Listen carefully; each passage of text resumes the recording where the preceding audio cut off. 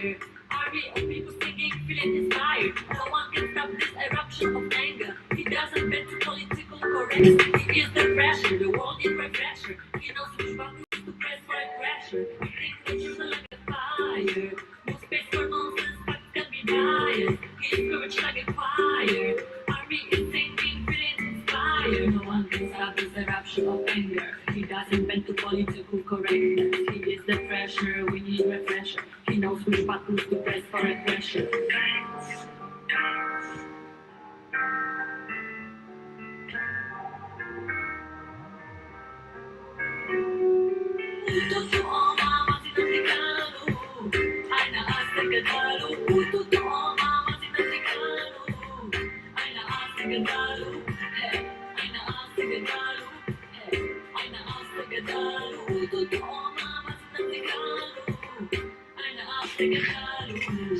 Shake it, shake it out. Shake it, shake it, shake it out. Shake it, shake it, shake it out. Give it up. Give it up. Give it up. Give it up. Give it up.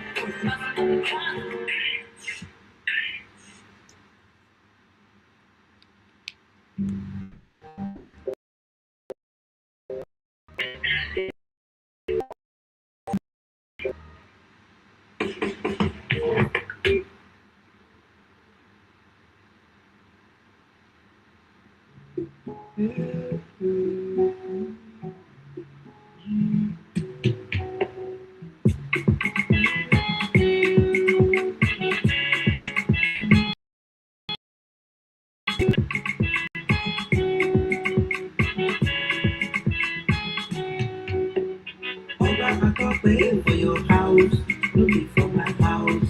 Eto jaga jaga, Oba dey for palace. He said I wanna, he dey collect all the money. Give a cow,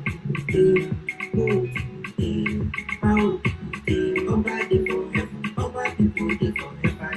Fire service come on, fire service come on. Ew, from Edo to Jericho, Oba of the from Edo to Jerusalem, Oba of Niketa.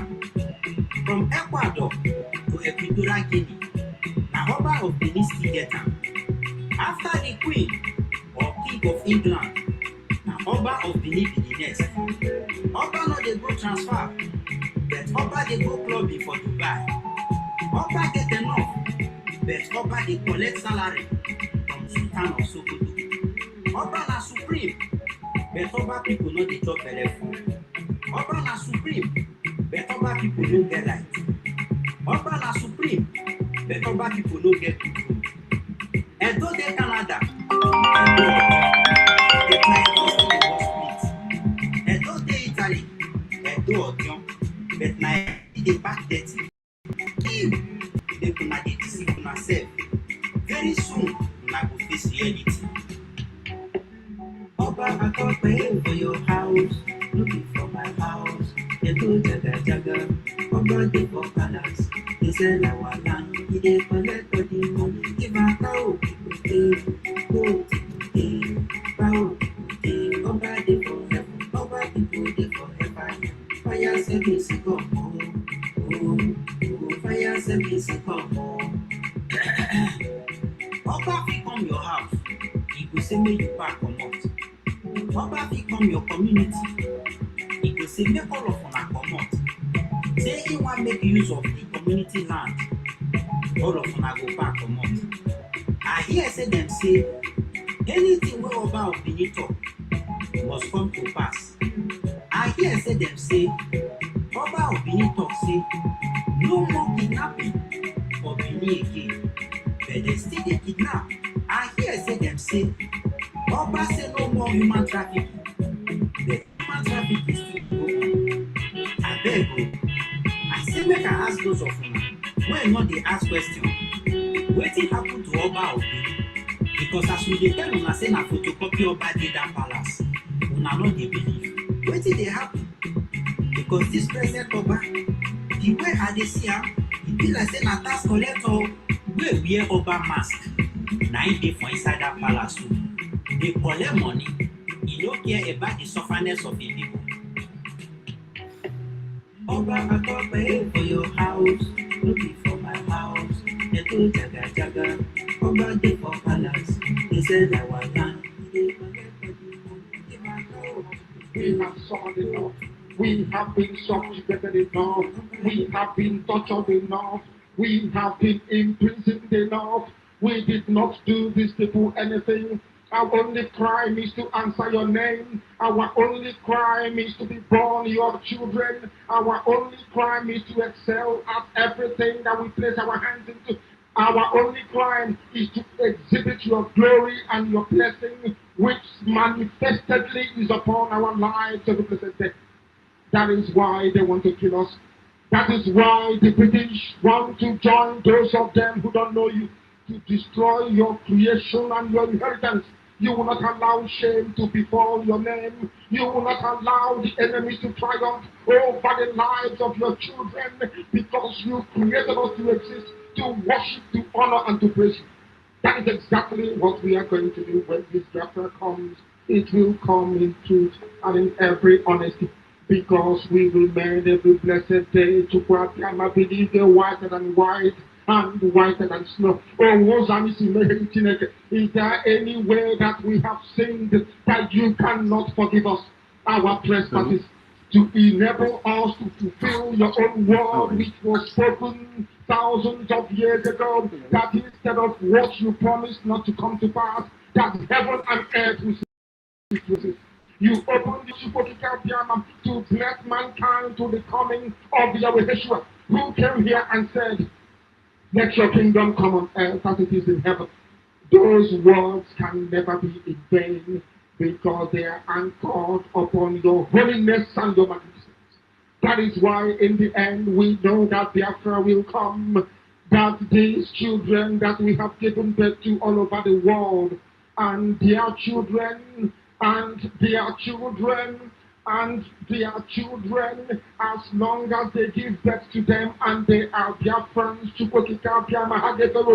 they will worship you in truth and honesty. Through this very work we are doing, mankind will come to understand you. Let your miracle be wrought in our lives. Let us witness and behold your magnificence, your holiness, your mystery, and your grace under our command. O Lord of hosts, we call upon you. We call upon you to heal. We call upon you to provide succor to those of them who are inconsolable. We ask you to come and strengthen those who are weak. We ask you to restore hope where there is hopelessness. We ask you for inclusion where there is destitution. We ask you for one brotherhood, one camaraderie, one bond.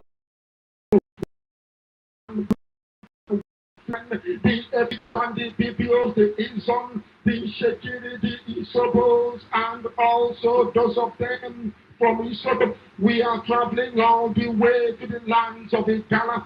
We are moving on from there to Idoma, to Igede, to the territories of the Igbo land. All these places we dedicate unto thee.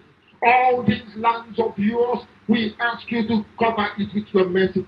Because Biafra will come, and when it does, we will dance on the streets. I'm telling you, by the time that we are born, humanity will think that we are mad, we are drunk in your glory, and rightfully so, because your kingdom will come to rest upon this very earth. That very kingdom is the unadulterated, non-negotiable sovereignty of the Republic of Biafra. That your will may be fulfilled in our time. All this we pray, all this we ask for, in no other name apart from that name that belongs to you. I had in Okay, he said, I'll call you. he said, Okay. he said, God began to speak to me about Biafra, and I'm worried. I stopped somewhere last month, and I'm going to throw a little light on another one. And I pray that the authority concerned should listen to me. And it's a statement. Dialogue now. So that you should not be knocking the door for dialogue and there's no dialogue. That's what God do. I keep saying it, I said there is a spirit in this young man. It is bigger than what physical eye can see. I'm not an Igbo man, I'm a Yoruba man, but I'm speaking as a prophet. I said what I see in this young man is bigger than him. You see the man, the small boy that they call him, what is inside him is bigger. It's not just an ideology, it's bigger. I said, I see an animal. You can imagine that to you last time. Huh? I said, what? A what? A what? A small puppy. And I see a small puppy going forward. All of a sudden, I saw so many strange wild animals, lions, deer, great animals around the puppy. Then I saw the puppy look back and saw that the animals around him are so many. Suddenly the puppy, what I saw the last one, is different from what I'm seeing now. The puppy is developing some futures of wild animals. It has this prophetic word. It's not to the negative. It's very important. Check the Biafran agitation series. Dialogue. Our own worst enemies. Because of the way we reason, because of the way we think. And that is why black people are at the bottom of the pile. All over the world, wherever you go to. Because of how we reason. Hello? The same person trying to address the issue of insecurity in the East in the language that will understand, failed to address his own people in the language they themselves. No, he no day with me. He day for where the chain lock day. Now I believe that you're following what I'm saying. Please pay very just close about when you back to attention. track the chain, you see. When it comes to Biafrans, the Easterners, to Igbo people in particular, there is this great understanding, there is this unity of purpose that an Igbo man should be hated and killed if need be. It started all the way back 1945. And as most scholars and commentators have noted over the years, anywhere you go and you find hardworking people, people who are blessed by God, they attract envy. The only reason why those idiots like Garuba Sheikh will be mouthing all their rubbish and saying, "Oh, we are going to speak the language you understand," is because of their natural hatred for Biafran people. Is there anywhere in the world, even the Armenian massacre has been recognized by the US Congress as being a genocide worthy of note? We lost 5 million people. Some of you ask the question, how come Biafrans lost 5 million people yet nobody's talking about it? It's because of that palpable hatred all across the board, for no reason.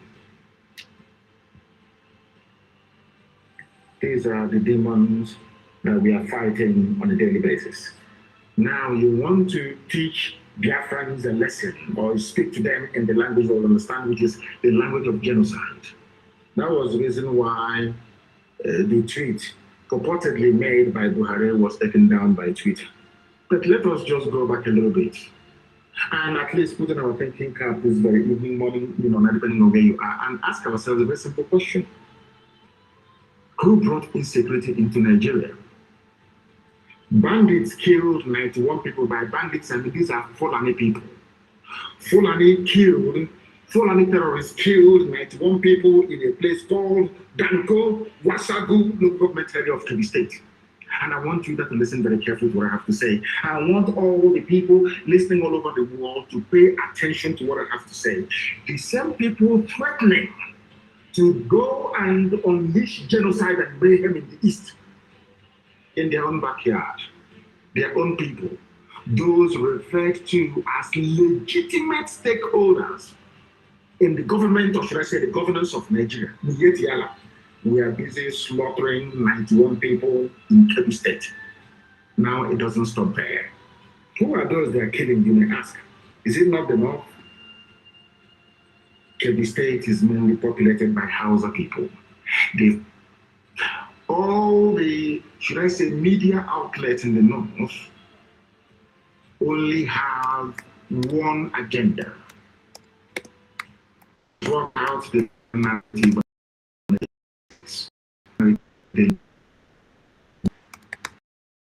NA, television, to an extent AIT, they are using Punch newspaper. Intermittently, they will use Vanguard, they will use Nation newspaper as they will, now and again.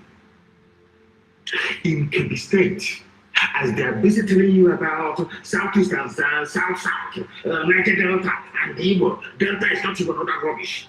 I want to tell you that in one single state in the North, the Fulani is a minority. And in that place that the Fulani people are a minority, they have gone on and killed 91 Hausa people. Are you following what I'm telling you? They have killed 91 Hausa people. You will not hear anybody ever. If it is anywhere else, they'll say, oh, they're killing Fulani. What is your Fulani? We just belong to one Hausa. This happened 2 days ago. The police command in Kebbi State on Saturday confirmed that bandits, they don't want them to be called terrorists. Because once they're called terrorists, you know, Boko Haram, ISIS in West Africa, Al-Qaeda in the Maghreb comes to mind, and Saru and Yetiala will come to mind. So you know what the government of Nigeria did to Lai Mohammed, their Minister of Information? They said to media houses, do not call them Fulani terrorists anymore, just call them bandits. So that way the eyes of the people and the attention of the world will be deviated or deflected away from the real identity of others killers. It's a very simple strategy. Maybe it was Britain that advised them to do that, maybe advised them to do that. I am telling the whole world only yesterday, as they were shouting about in their own backyard, this same government is aiding and abetting the Fulani slaughter of Hausa people. It's here now, it's not very clear. Bandits kill 91 people in Danko, Wasagulu, confirmed by the police. And who confirmed it? The public relations officer, the PRO. His name is DSP Nafiu Abubakar. He confirmed the figures and said all the victims were killed in 8 different communities in the local government area. He said 8 different communities. These are Fulani people killing Hausa people. Telling you the Hausa Fulani, that is why I keep wondering, I keep asking Nigerians all the time, what is in your brain? What sort of substance is in your brain? Is it the white matter that God created, or is it something else that is there? As they have now corralled all the media houses in the zoo to focus on the East, Fulani are busy killing Hausa people. They will come out and they'll say, oh, we are Hausa Fulani, but behind closed doors, they are slaughtering Hausa people. It is here now. Go and ask the DSP Nafiu Abubakar of Kebbi State. He is the public relations officer of the police in Kebbi State. He confirmed it. According to him, the command has so far recovered 88 bodies and dispatched a detachment of operatives to maintain law and order in the affected communities. There is no bombardment. Like all, no, not at all. Because they are all the Fulani, they know what they're doing. There is no bombardment. There is no shoot at sight order. There is no abduction of young men with tattoos on their body. No rape of women. No, not at all. This is in a state where 88 Hausa people were slaughtered by Fulani terrorists who would want to belong to such a country. I'm asking a very simple question. When Lai Mohammed complains about IPOB, Nnamdi Kano, this Biafra agitation, tell me why any sensible person would not agitate to be free in a country where 91 people were slaughtered and there was no mention of it. Why? Because what is of concern to them is a INEC building. That is what is of concern to them. Are you following me? Are you following what I'm saying? I hope people are following what I'm saying sequentially. A country where 91 people were slaughtered only yesterday, their concern is the East. Do you see how they roll? Because Fulani has an agenda. The agenda is to conquer all of you. But some of us are so foolish and so idiotic, we don't understand what their game plan is. If they do not have it in mind to conquer all of you, how come something as massive as the slaughter of 91 people did not elicit any comment from the so-called presidency? Tell me in which country, anywhere in the world, that such idiocy obtains. Only in Nigeria. When I say his insightful tweet, he's inciting violence, and you are the ones committing violence. Fulani, you are the ones that killed 91 Hausa people in Kebbi State. You got the massacre and say, "Oh, we're Hausa Fulani." You're killing them. 88 bodies were recovered. Message will keep going. Nigeria will buy over every country in the world, and our message will still be passed down to the people that need it most. ESN is not unknown gunmen and can never be.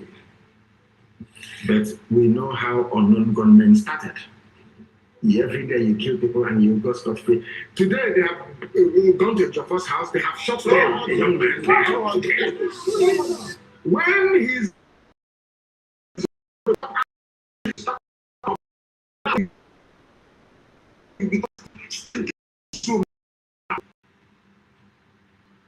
nobody has condemned the killing of a young man in Barrister Jaffa's house last night around 2:30 a.m. In fact, this morning. Early this morning. Have you written about him? Now, the family of that boy will be asking, what did he do wrong? Did he commit any crime? So his crime is that he's in Barrister Joffa's house and you killed him. Tomorrow, when his brother or sister will pick up arms and start fighting the police, all of you, I don't know how to describe you demons. All of you demons will start right, talking your usual crap and rubbish. Zoo animals. They came to Joffa's house and picked up people for no reason. Now, Joffa is a barrister, registered with zoo courts and all the rest of it, doing his work as an attorney. What crime did he commit? What was his crime? I'm asking you. You want to kill him because he's Nnamdi Kano's attorney. These are the people you want to be in the same country with. When they have an issue with you, they go kill your lawyer. Look at Barrister Okaraf that exposed the abortion, exposed the genocide that took place. They threw a hand grenade into the mother's car and blew the woman up. Okaraf went to go and bury the mother. They came there and they shot him as well. Luckily, he managed to escape with a bullet hole on his foot. His right leg. Are you aware of it? Tomorrow they say, our police are being attacked. Our army are being attacked. All that rubbish. When your army is busy attacking innocent people, all of you demonic animals in the zoo called Nigeria, you all see that. The next time you see Obasanjo, please ask him who brought unknown into the killings in Nigeria. He will tell you he did. Unknown soldiers going to Fela's house. Who bombed Fela's house? Is it Calcutta Republic or whatever it's called? Unknown soldiers under Obasanjo. That's Nigeria for you. They started insecurity. Fulani, this very regime of nepotism, this regime of backwardness, this feudal regime of mediocrity, they are the ones that started insecurity in Nigeria. Wicked souls.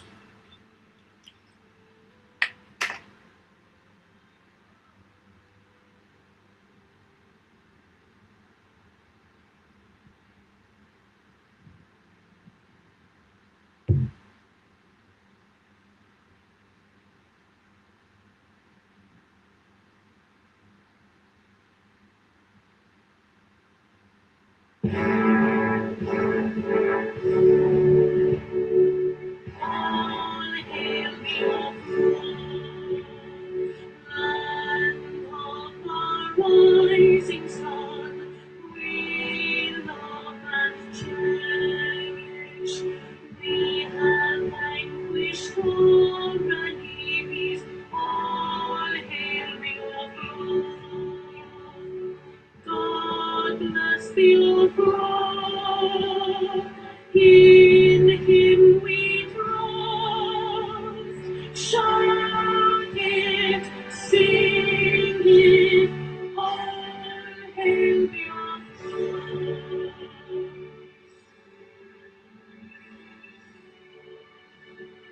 God bless your throne. We have emerged triumphant from all our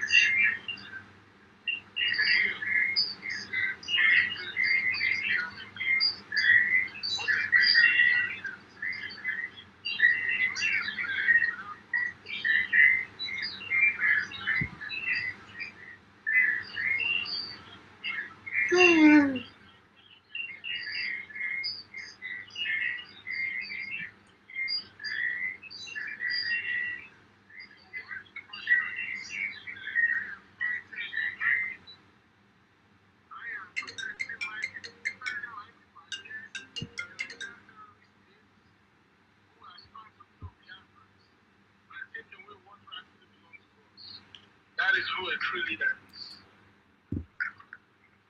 It's moving closer, the thing will complicate Listen us. to that. They will be panicking. Just as our Onyelu said, the zoo is panicking. They'll be panicking because they've tried so many things to stop Biafran people, to break our leaders. But like I they said, are still standing. it's fine now. Any leader or anybody that is claiming to be leading a movement that is not going through what that is going through, then you have to question how true of a leader they are. Because the reason why our supreme leader and our prime minister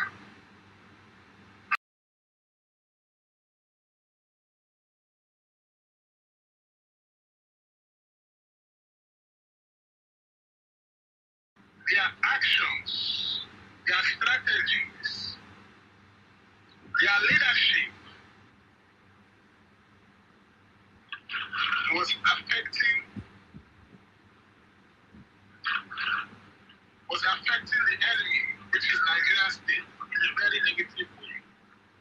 And that's what brings me to the saying that if what you are doing is not affecting the enemy, then know that you have not started. Because first of all, according to the words of the Indian freedom fighter in the name of Mahatma Gandhi, he said, first, they will ignore you. After ignoring you, if you continue, they start to laugh at you. And when they see that you are not stopping and your resolve is unmatchable, then they come after you. Because they acted like you never existed, but you kept going. They started to make a joke of you, to try to break your courage, to make you feel like you can never achieve anything out of what you are doing. And when they see you're not stopping, then they come after you. And after they come after you, if you still don't stop, then the final result is victory. And that's where we are now. They have come after the Biafran people. They have done so many things, so many propagandas, so many disinformation. They've taken our leaders, tried to break us physically, most especially psychologically. Because they say take away their leaders and you will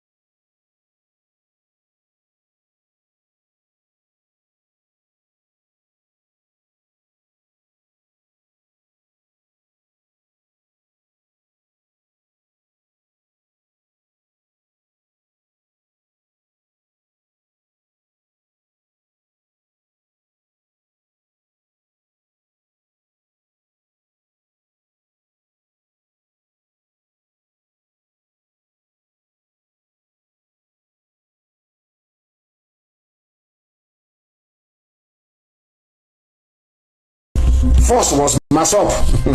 It was Rike came. And he suffered and suffered and suffered. Sometimes I can understand how they frustrated him. He suffered and suffered and suffered, went to jail, people were killed. Sabo ganged up. They kept frustrating him to the point where they converted him into a Sabo like themselves.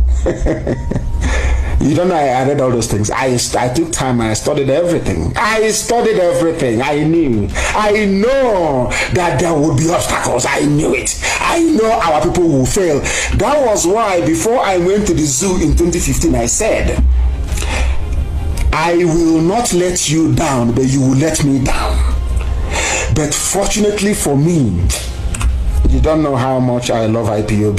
You don't know how much I love you people. You have no clue. You have no understanding. As I was in jail, I was in detention, incommunicado. Somebody came to me and said, do you know what is happening outside? I said, no. They said IPOB have blocked Head Bridge in Onitsha. They have taken over everywhere. I said, what? He said, yes. I said, why? They said, because they will not let you down.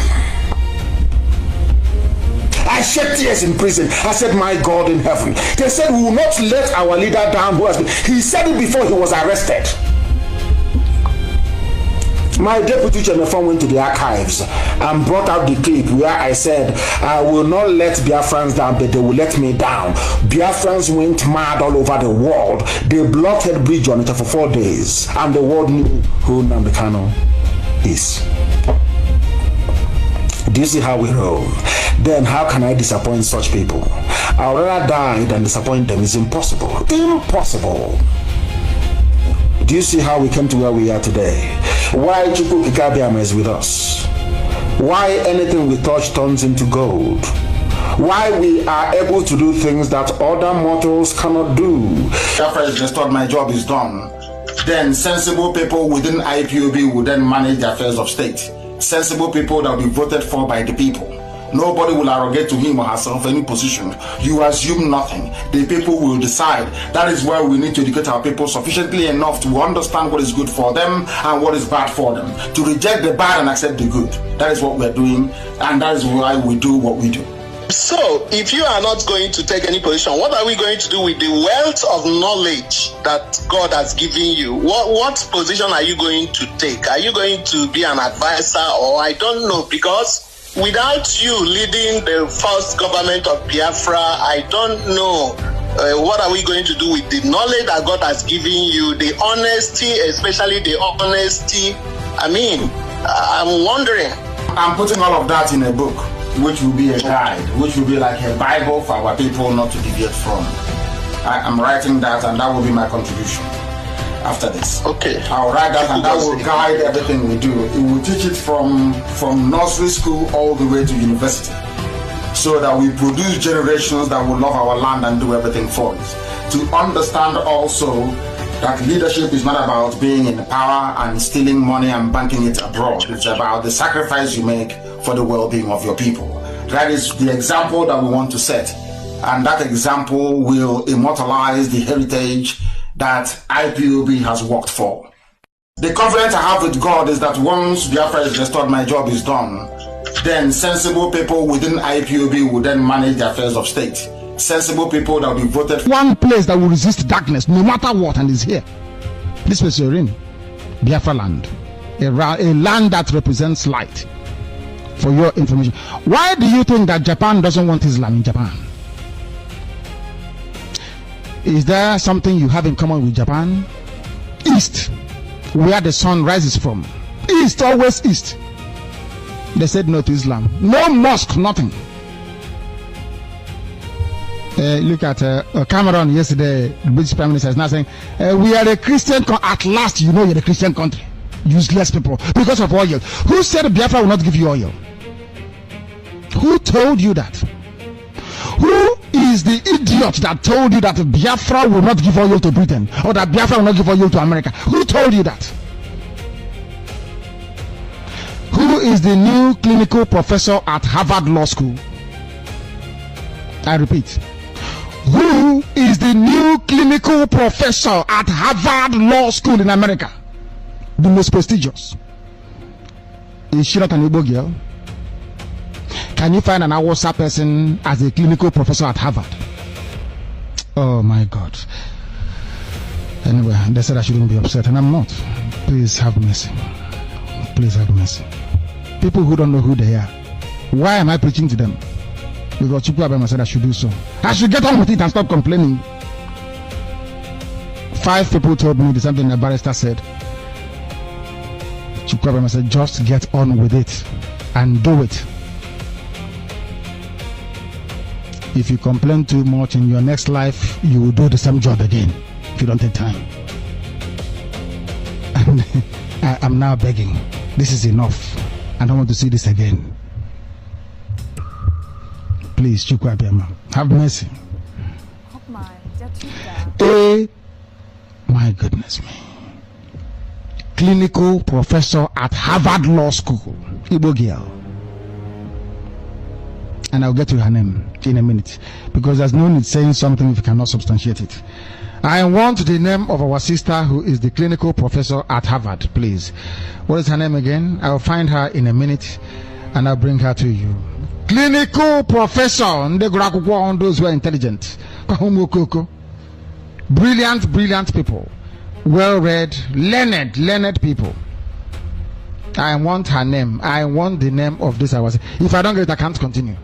I want the name of this our sister who is a... Oh my goodness. I want her to understand. We're not in the same league with them. We can never be. We can never be in the same league with our people. Never, ever. Not in the same league. They called her a Nigerian lady. When we are doing well abroad, they say, oh, Nigerian. It's a Nigerian person. It's a Nigerian lady. When they're not doing well, you become Igbo. Oh, these Igbo shops here. When they are doing well, it's nice. Look at what Yoruba will do in Makaja. You don't know. Her name is Dila Omunna. She's the clinical professor of law at Harvard Law School. Dila Omunna has been appointed the clinical professor of law at Harvard Law School. She has been a lecturer at HLS since 2007 and is deputy director and clinical instructor at Harvard Law School Criminal Justice Institute, in which she supervises third-year law students in the presentation of adult and juvenile... Oh my goodness me. When NASA, the head of NASA's meteorological unit, is an Igbo man. Oh dear Lord, have mercy. And when they are gozi kanyibo, can Aboki do this? Aboki, thank you very much, Obona, but thank you as well for giving me her name. Aboki, can you be a Harvard Law School professor? Malam, can you ever be, not even in Saudi Arabia, can you be a scholar in Arabic studies? Because you don't have it in you.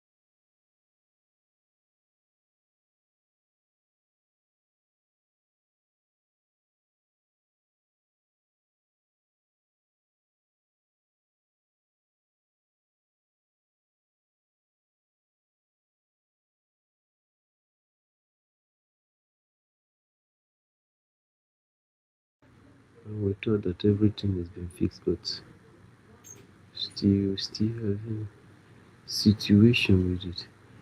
How did this one get down this way? Okay. So, thank you very much, Abatobi. Thank you so very much. That's what we're talking about, you know. So, but one thing is that I think I was talking about the issue with Abraham and Lot, his brother. So, when they had to have, God made them several promises. But when they got to where they got to, so he had to share the plot of land because where they were, the Fulani herdsmen were disturbing them, so they moved. So when Abraham shared the land, after he had shared it, he asked Lot to choose. Instead of Lot to allow his senior brother to choose, he chose first. He see the place that was flashy, a lot of party going on there. So he decided to go to that place. So when Lot got there, the place they had a lot of party people. It's lawless place, like you know, lawless to the extent that someone can abuse you or abuse your family or even abuse your wife in your very front stuff, place like that. So, and this place was too bad, almost like Nigeria now, you know. And God wanted to destroy the place, and God came to Abraham and told that place, I'm going to destroy it and wipe it out. The evil there is too much.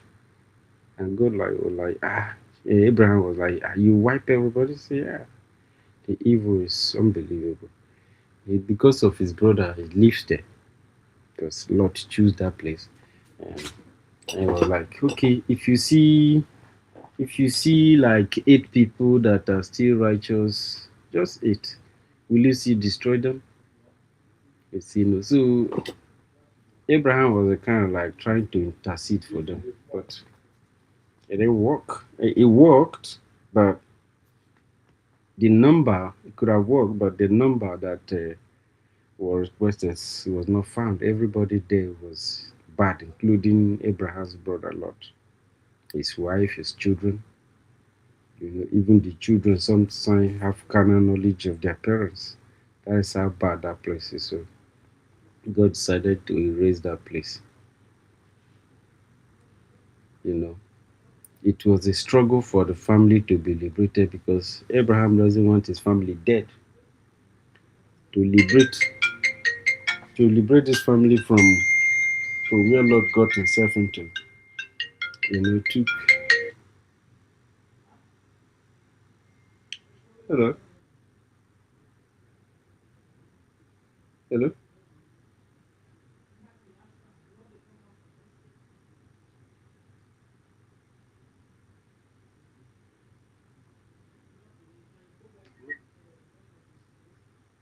Hello. Yeah. It talk for YouTube about Abraham story. But X, your voice not come out from it. So other people they talk for it. You understand? Hey.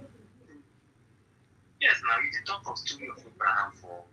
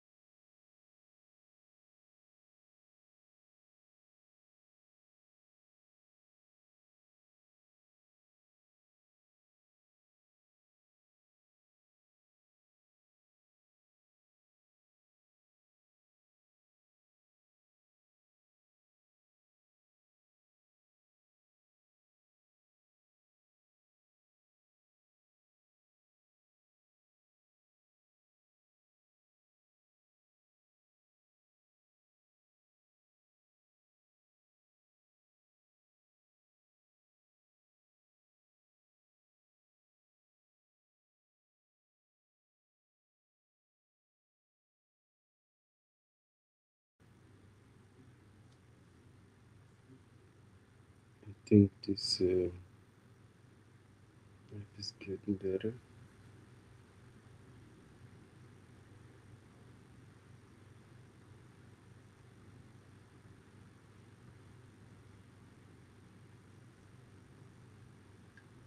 labels a full tribe a certain thing and nobody says anything. Nobody is doing anything about it. If you speak up, you'll be labeled. Now, there is something that happened during my PhD when I was it's not issue that anybody wants to talk about. So my question is, as a young man, what can I do? Because at every turn you seem so powerless. You don't have influence, you don't have anything, you don't even know who to anchor on. What do we do as young men coming behind? That's my question.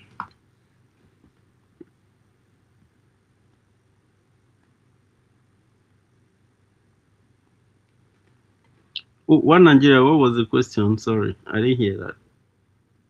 I said, I give a background to what I'm saying to, I said, as young men coming behind, this year, I just turned 35. The reality of every form of youthfulness is behind me. So what do we do as young men from my age and below? How do we join in this because it seems as if we are kind of disconnected.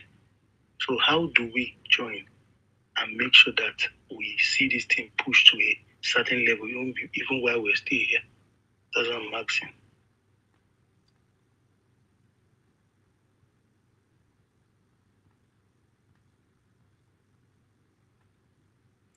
Can you hear me? Okay. Yes, I can hear you. Over to me. Yeah, my mic was disturbing me.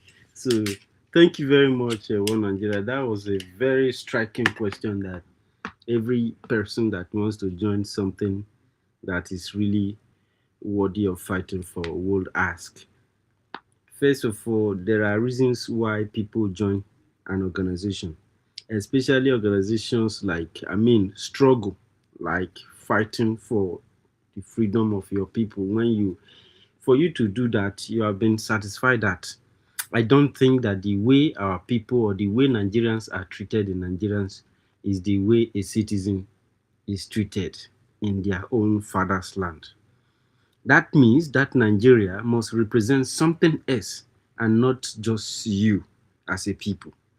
So, to join a people like that has been, mentally abused for years, you have to go into a critical studies of the people who are fighting in that struggle and take your time to look out for people who are honest to themselves, those not those who comes out to tell lies, to carry out propaganda, gather thousands and hundreds of thousands of followers, and that they are all saboteurs. They will betray you.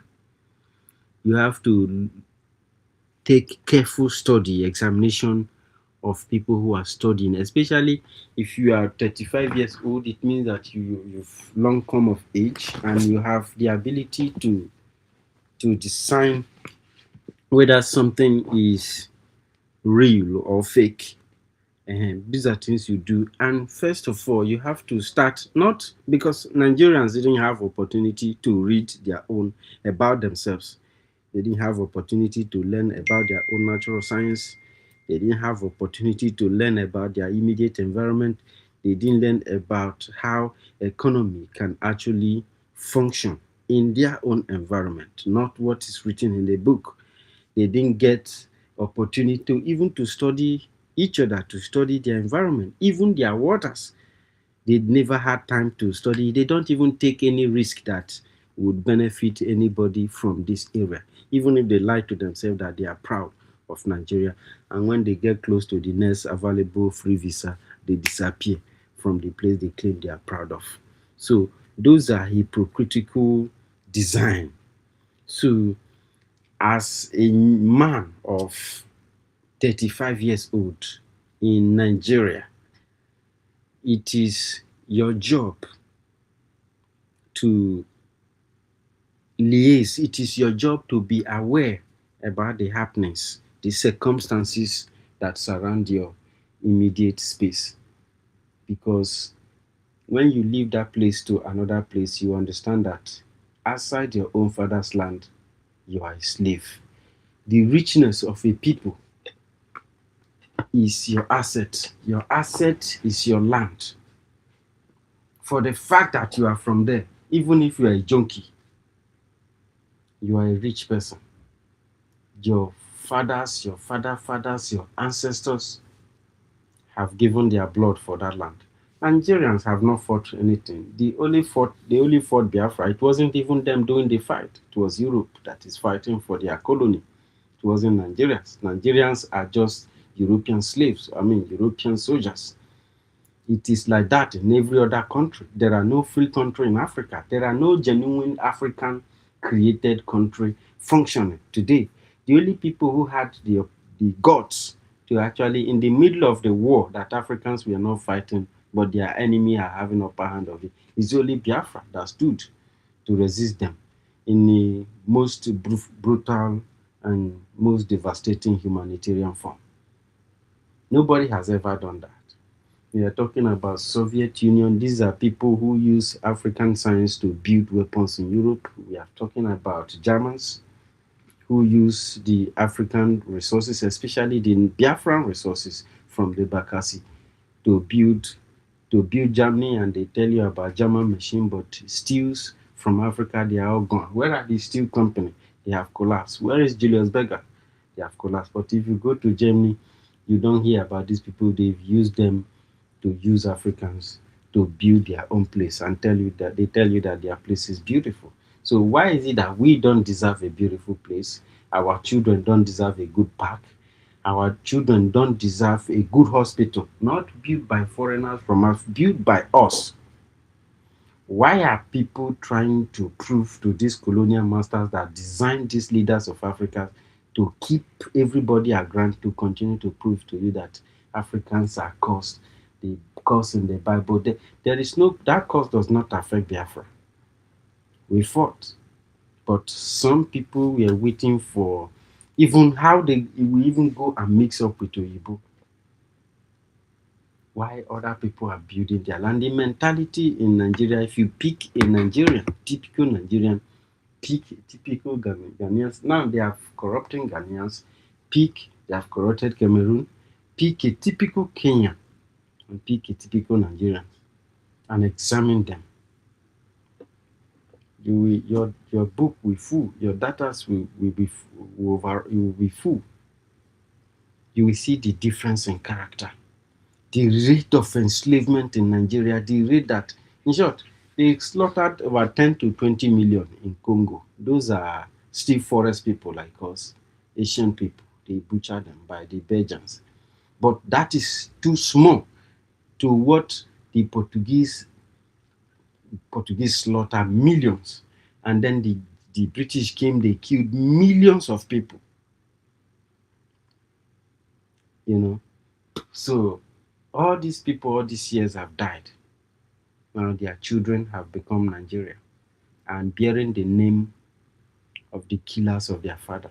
They are bearing John, Jacob, Smith. They bearing the name of the killer of your own parents. It's just like it's just like Edo State. It is even the black man now wants to become the colonial master. Somebody that the Portuguese gave gun yesterday is telling the Idu children that they came to slaughter that is now their Oba, their king. And all these years he never left there. They stayed there. They have killed so many people. Because of these people, Igbo's identity has to be erased so that they will tell Igbo people across the border that they are not Igbos. Many tribes have now claimed that they are not Igbos. They are not doing it because Benin people like them. They are trying to shape them into a controllable form. Now, the people have gotten a new idea that these people use idea of kill the father, take the house and the kids, inherit the house and inherit the kid, and even inherit the wives. Then if they point your wife, the king point your wife, she's gone. These are people, these are nomads. These are Yoruba people inside Igbo land having king. But if you are in Yoruba land, ordinary organization, king of Ndigbo in Yoruba land, they will fight you. They don't fight you. They go to even other African countries to fight Igbo unions and Igbo communities in that place and their king. They tell you, this person is Ohaneze Ndigbo. It's Eze, he's a king of Igbo people here. They say, no, you cannot have king in another mouse person country. Did this person tell you that he's the king of that country? But you can come to Igbo land, become king, kill off the entire Igbo people living in the region, bring your Yoruba people, bring Fulani people, occupy land. Then in the next 20 years, you start telling us that you are ancient, the ancient Benin kingdom, a kingdom that was given birth by colonial masters, by slave masters. You were a slave. They started the frontier force in Africa to form African slave soldiers against other Africans. First, you were the first, any soldier, any government person running or functioning under the British creation were the first slaves. Some of them became slave hunters. They hunt families and they call them slaves. When they capture you, they take you. These people tag you any name they wish to tag you. And this country where all these evils are happening, what is the value of their currency? What's the value of their passport? Their slave pass. What's the value of their slave passport? That is why they don't want the truth to come out. They don't want you to hear the truth. As a man of 35 years old, you should be the one standing out there preaching the gospel that mankind will be made free once again. That is who we are. We are freedom fighters. If you check the lineage of people, including Jesus Christ or anybody that you want to name, that have really stand for humanity, for the betterment, for something that can benefit everyone, is the Igbo man. The iron science that they are using now to make weapons and discover other minerals, it started from this place where they slaughter these millions of people. If you put together the one that the Portuguese use, the Yorubas, which is you call the Benin in the south, and that the ones that the British killed, is over 50 million human beings. And in Congo, they killed 20 million, and they said it's 10 million. And if you go around like that, many places where they have slaughtered people in Africa, you end up finding out that there are no nations in Africa. You only have enslaved colonies transformed into a country, and the boundary created by the colonials, their slave route became borders for people. And if your uncle is in the other region, is in the place where they want to call Edo or Bende or Midwestern, these people, their brain has been soiled. And that means we fight them from Midwestern. Look at when we start fighting Yoruba. See, Yorubas are Fulanis. They are not very different. Where we start fighting, from Midwest, they were taking our land. It resulted a brutal fight. The British gave them guns. So that was the first provocation of all the resistance against the British, the last resistance against the British in these regions.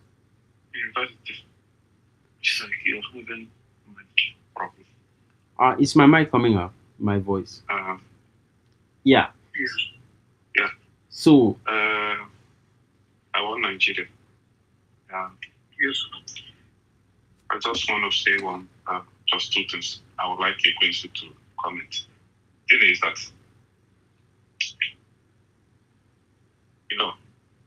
there's no way you can make omelette without breaking an egg.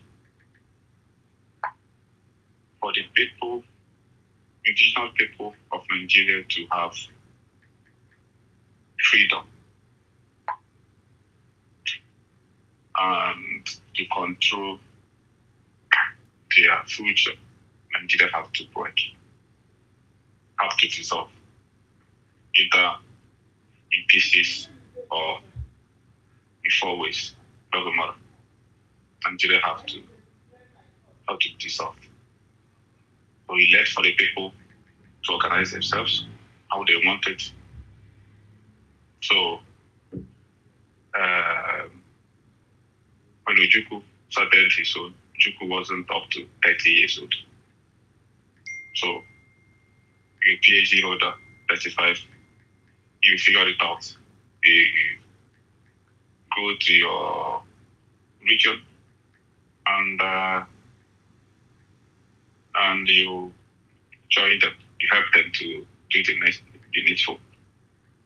Because the way is you actually justify that the way he's saying it.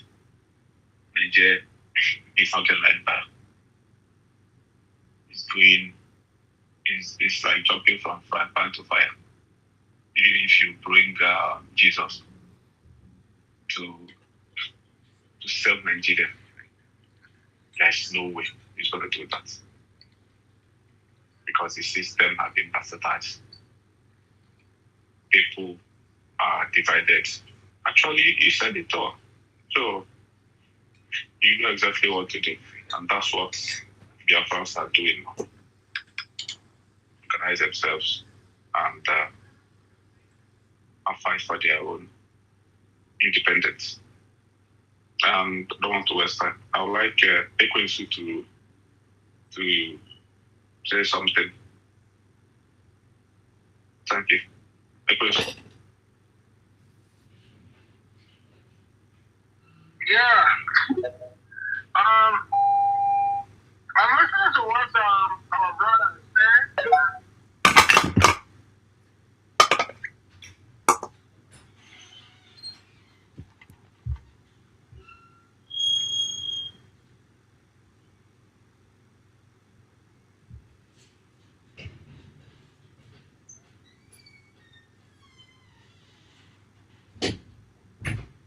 That says that whenever a person wakes up, that's when it's their own money. Ekwensu. Can you hear me? Can you? So, I can hear you. yeah. So,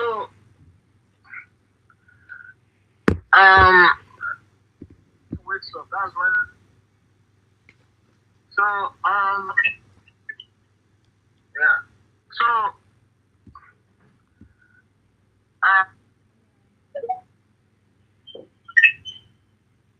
We can hear you. We can hear you.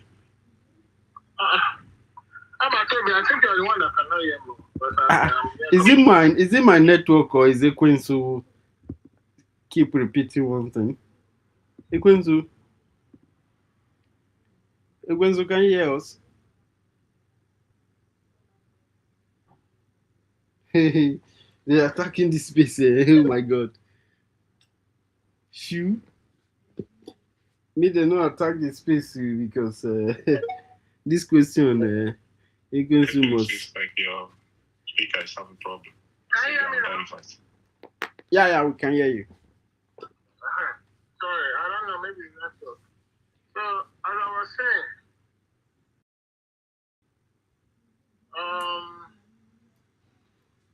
one thing I want us to understand is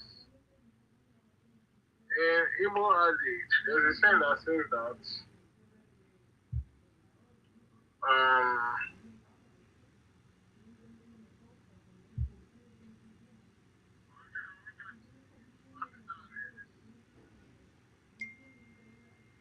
wait, hold on, sorry. Can anybody hear Ekwensu? He was silent a little. University. Yeah. But Toby, can you hear me? Oh boy, it's like they're attacking all of us, right? Ekwensu, you have a mic to speak.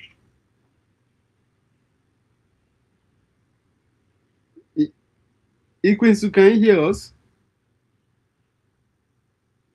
Toby, can you hear me? Hey, they can't hear me. Oh, don't say it. One Nigeria, can you hear me? Yes, I can. I can hear everybody. Can you hear Toby? I can hear everybody that is speaking. Where I cannot hear, I can't hear Ekwensu.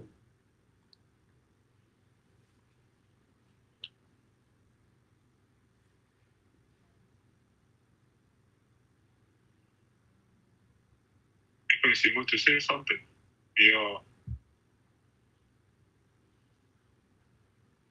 Yeah, can you hear me? I said hold on because I needed to respond to something real quick. Okay, so can't hear anything. You can see what you say. can you hear me?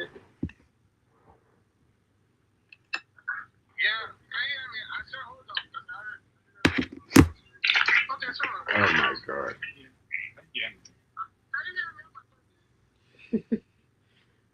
If you never sleep, if like say you go settle also because am I coming out? yes, you're coming out. Can you hear me? Okay. Yeah. Okay. Okay, so what I'm gonna say is you know,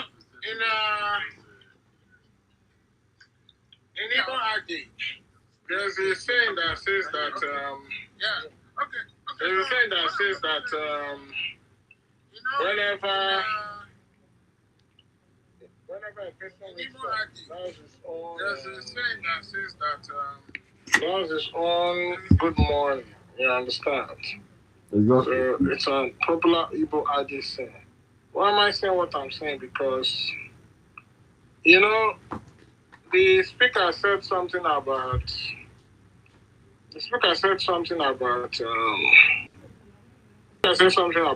Nigeria. He said something about Nigeria having a disconnect. Yeah. You see, the reason why Nigeria is the way it is, and why it's difficult for the people to awaken, is because of the fact that the people themselves have been kept in a state of docilness. So, to solve that disconnect, the thing that needs to be done is the fact that number one, there has to okay, let me just say it this way. The problem why Nigeria is the way it is the fact that there are so many elements that has been designed and devised to keep Nigeria the way they are. Exactly. And it seems irrefutable. There's what you call circus. And that circus is a device or an element that is used to shift the focus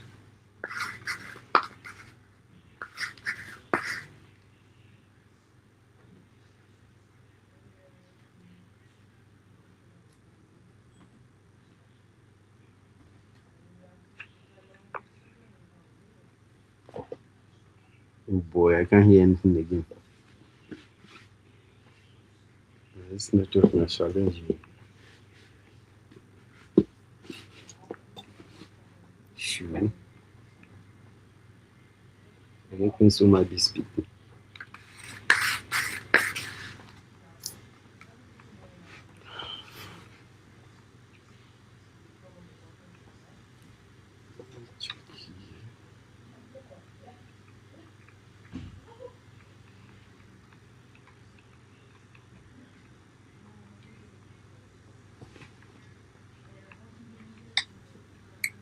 One Nigeria, is it my network or is it Quintus? I can hear anybody that speaks, I can hear them. I don't know. Oh, wow. I think it is the network. Is it Quintus speaking? One Nigeria, is it my network or is it Quintus? Okay, sorry. It's not your people's fault. It's just I am being occupied. That was why.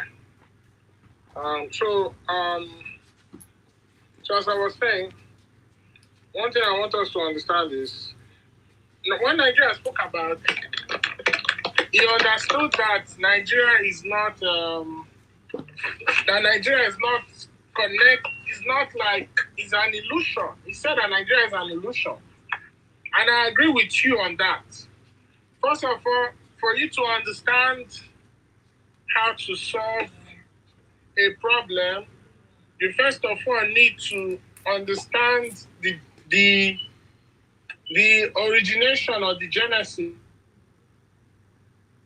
The root of the problem. And the genesis. Yeah. Can you hear me? Yes. Yeah. I was just saying that. Yeah. You need to understand the root of that problem. And for me, my brother, I don't call people that answer one Nigeria, my brother. I will call you my brother in the sense because when I saw your logo, one Nigeria, I thought you were coming to support Nigeria, but it's obvious you are different. So I will call you my brother in this case. The first step to take is by changing that logo, calling a one Nigerian his brother. if you are beginning to realize now that Nigeria is, of course, a scam. I want you to understand something. Nigeria. Actually, for this logo, I wanted to put it's actually a question. There's supposed to be a question mark. One Nigeria. Do you understand? Is it? Yes. A question mark at the end of it is like a open question. Is it true? But one Nigeria, I get a question for you too after they don't finish. Okay. If you allow me. The thing is, the only people that Nigeria exists to. You see, one thing people don't understand is Nigeria is not a country. It's not a nation. Nigeria never was. Nigeria is not. Nigeria is a company. A conjecture. It's a company. You know, there were these two brothers. You know, during the days of the explorers. You understand? When they started sojourning around the world, and they came across that enclave of what you call as Nigeria today. They claimed ownership that they discovered it. And they will go back to their country where they come from and make it known to their government or maybe their masters or their crown, whether it's the king or queen or whoever that is ruling them. To let them know that I have discovered a place that is rich with human resources, natural resources, and all that. And now they need to find more about that place. So by so doing, the crown will give them, or whatever the leadership or authority is, will give them the administrative license. Because you know these things requires resources to carry out this exploring mission. They call them explorers, you understand? During the time of the explorers, when they started navigating around the world to search for resources and all that. So they get that license from their government authority or whatever power that is in charge there. So in this case, I'm trying to remember the name of those people, but the company that they run then was called the Unilever Brothers. You understand? So this Unilever Brothers sold Nigeria. Then it wasn't called Nigeria. They sold this Nigeria, this enclave called Nigeria, to the British Crown. What selling?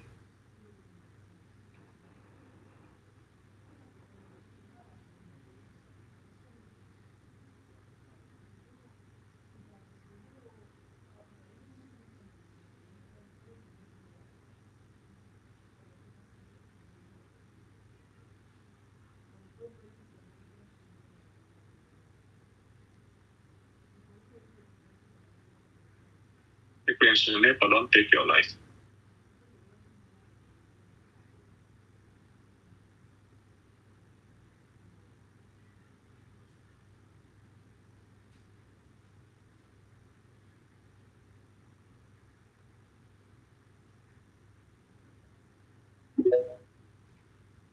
me? University, can you hear me? Ife, can you hear me? Yes. I don't know. Please, let me. Okay. So these Unilever brothers, they sold Nigeria to the British crown. When I mean sold Nigeria, they were selling their administrative rights to Nigeria. It was then that the British now fully acquired Nigeria and changed it from the Unilever brothers to the Royal Niger Company. Royal Niger Company existed until after the fall of the Okumeku warriors. They now amalgamated the North and the South without the consent of the people. And when they now amalgamated it, they now turned to Nigeria.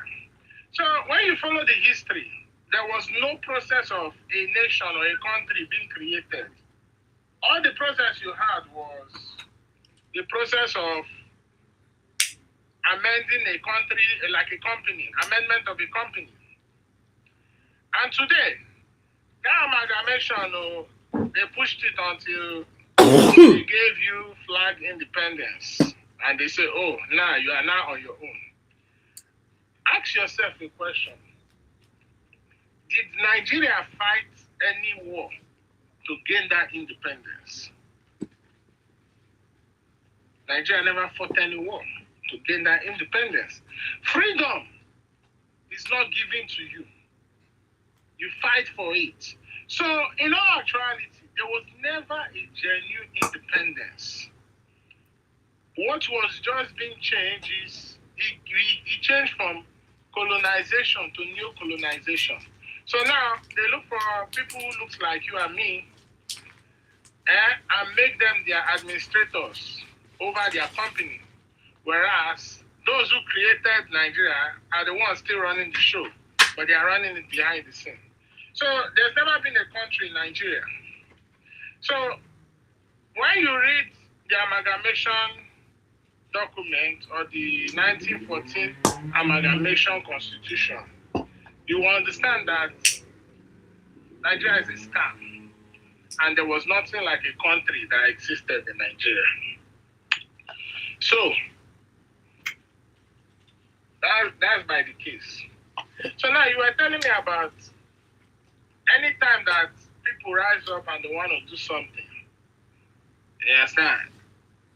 It doesn't work out because there's a disconnection.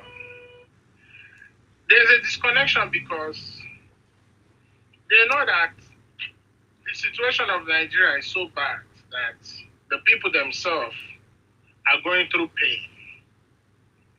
So for them to maintain that disconnection, they need to create a distraction. And that distraction is where this strategy called circus come in. You see, the strategy called circus has been existing. It's a strategy that is as old as the days of the Roman Empire. Then they call it the Roman circus. What does circus do? It is to create a diversion of the people's attention from their pain and suffering, thereby giving them temporary relief in form of entertainment.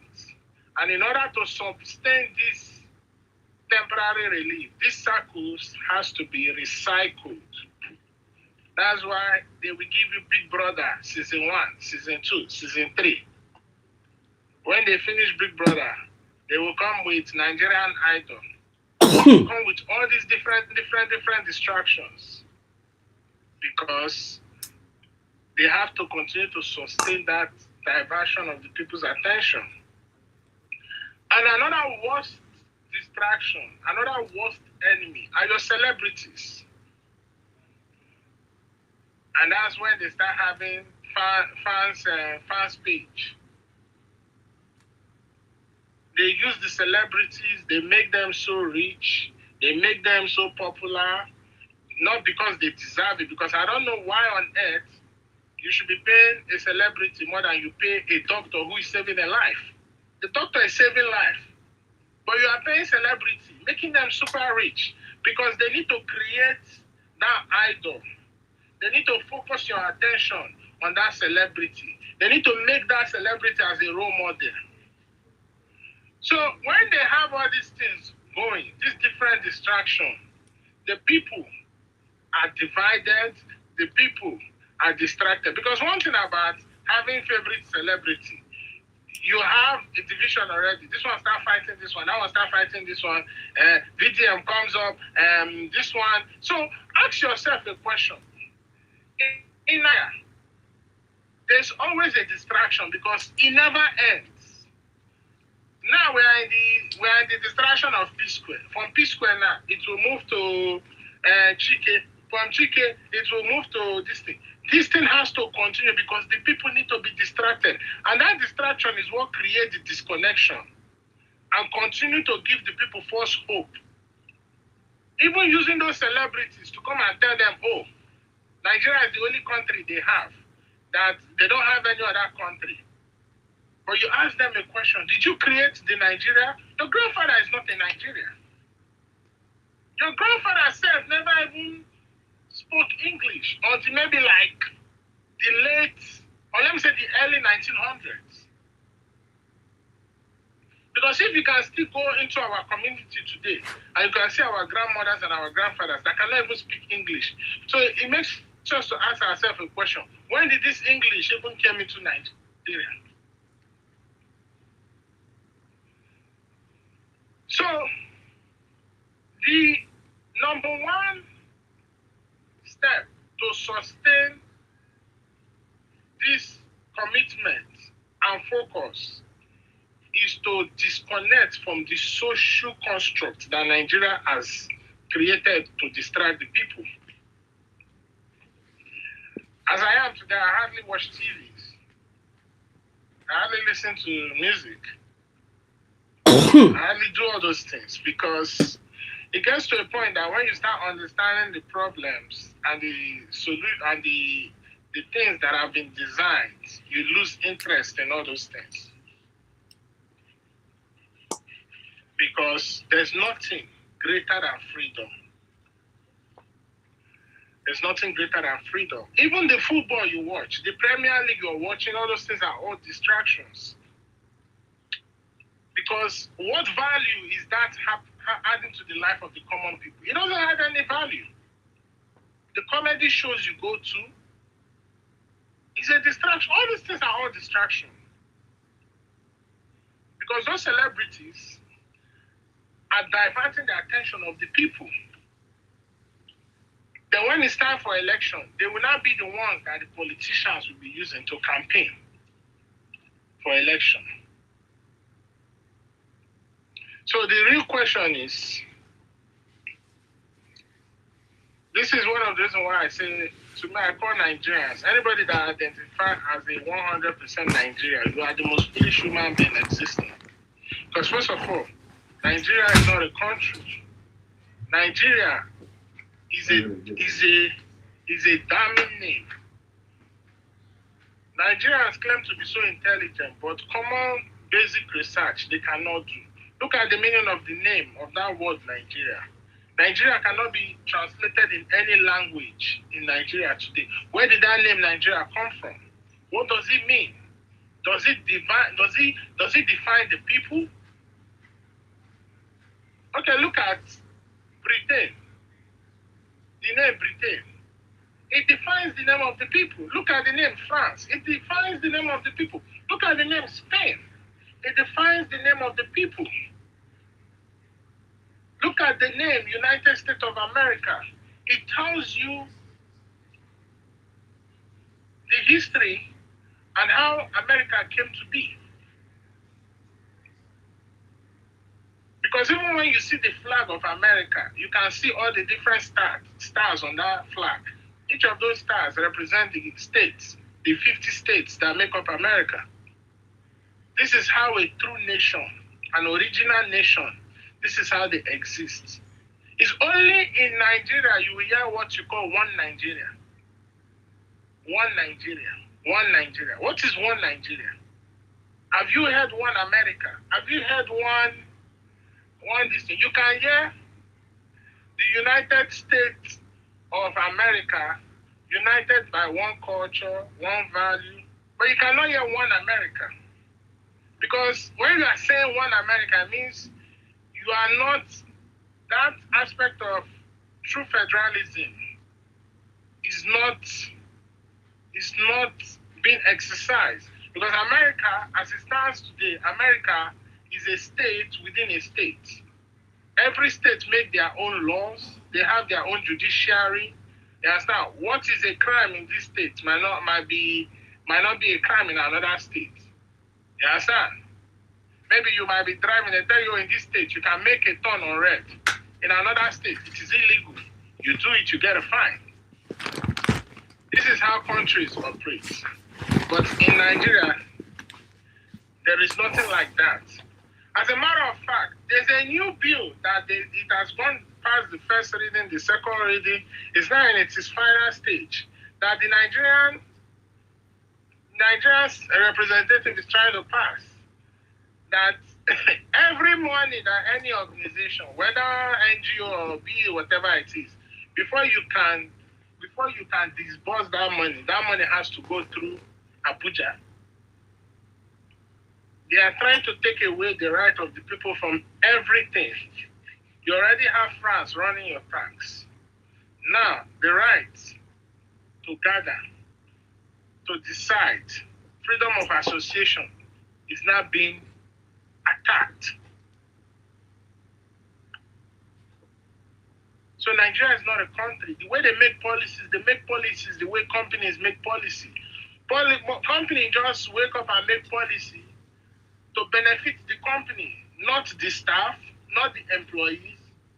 It is the employees that should adjust to the policy of the company. So if the employee feels like the policy of the company is not suiting to them, then they have the right to quit the job. So you are not seeing a country, you are living in a company. And the worst of it all is that Nigeria is even listed as a stock exchange, as a stock on the UK stock exchange. Do you know that? So investors can come in now and invest in Nigeria as a stock. And you call that a country? So Nigeria is not a country. And to remove that disconnect, the people need to realize that everything that has been put in place to distract them, they need to ignore it. Because if they don't ignore it, they will not. I can remember during the period of that EndSARS, when they saw that the protest was going on for too long and it was now leading to a revolution, what they started to do, they used tribal card. The tribal card did not work. From tribal card, they start to disrupt the protest by hiring thugs. You understand? Claiming that, the protest is becoming violent so that they can bring in the military. It did not work. They now started to use what is called hunger distraction. They now started leaking all the locations of all the food storage all over the zoo. And because of the people are hungry, they are poverty capital of the world. The government don't provide anything for them. They left their future and started chasing food. By so doing, they now instigated violence that now brought the military that started killing innocent people. Even though that some people still did not try to focus on that anger. Some people were still protesting, but they needed to crush it. And as soon as they used the military, it wasn't even up to 1 month. Big Brother Nigeria started to distract the people. So tell me, what is TV shows like Big Brother Nigeria? What value is it bringing to the people? Or what is the educating? Even the likes of all these your TikTokers, like this one they call Hella. Pella is a distraction. Pella is for a certain age group to capture the mind of the young ones. All these things are what is called circus that the Nigerian government is putting in place to distract the people, including the religious institution like the Christians and the Islam is also a distraction because they know that your pastors and your imams are celebrities. So when they see that they cannot control the people, they will start using your pastors and your imams, your bishops, your reverend fathers to be telling the people to calm down, to pray. How can you be praying for the leaders of a country that is oppressing you? When does that happen? So, did the Nigerian youth understand these things? Did the Nigerian youth understand these things? The moment, that's when they are ready for a change.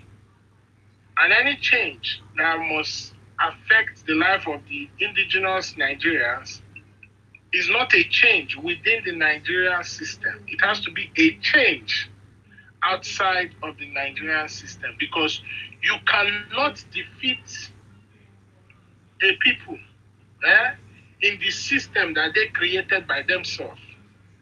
You have to go outside of the system. That's why election will not work. Protests within Nigeria will not work. Political inclusion will not work. It has to be outside of the system.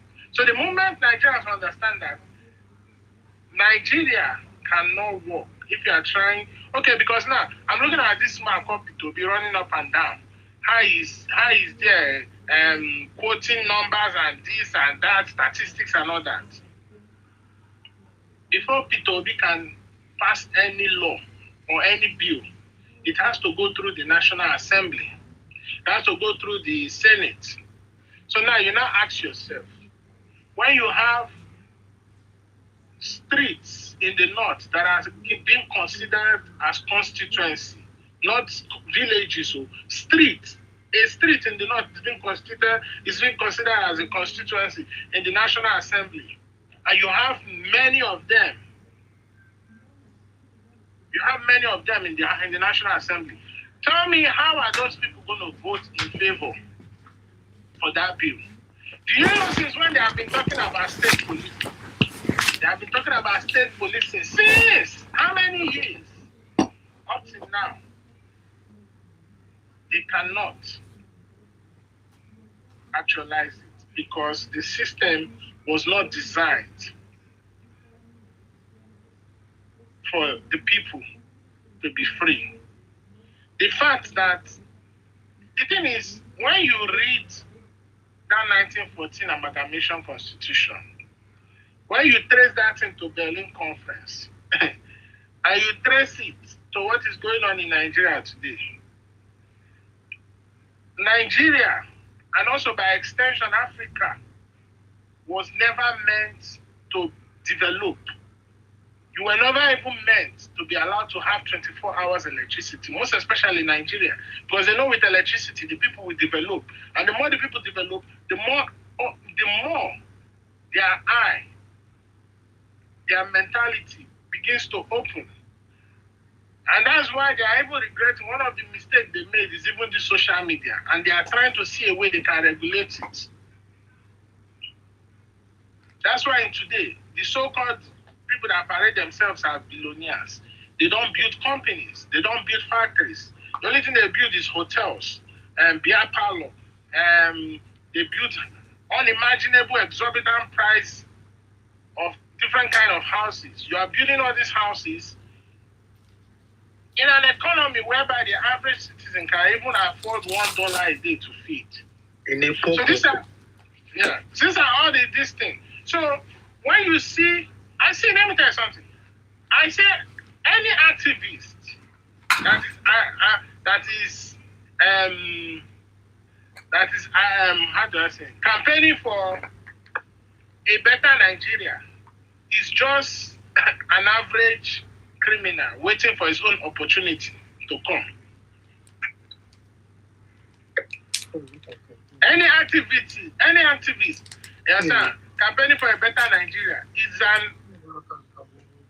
is a criminal waiting for his own turn to come. Look at the lawyer that was following video up and down. Oh, this and like that. Today now he's running for a political position. They are all criminals because, like as our leader says, Nigeria breeds criminal. Nigeria breeds criminal. So I think I'm able to answer this question to an extent. So if you have anything to say, you can go ahead. Thank you.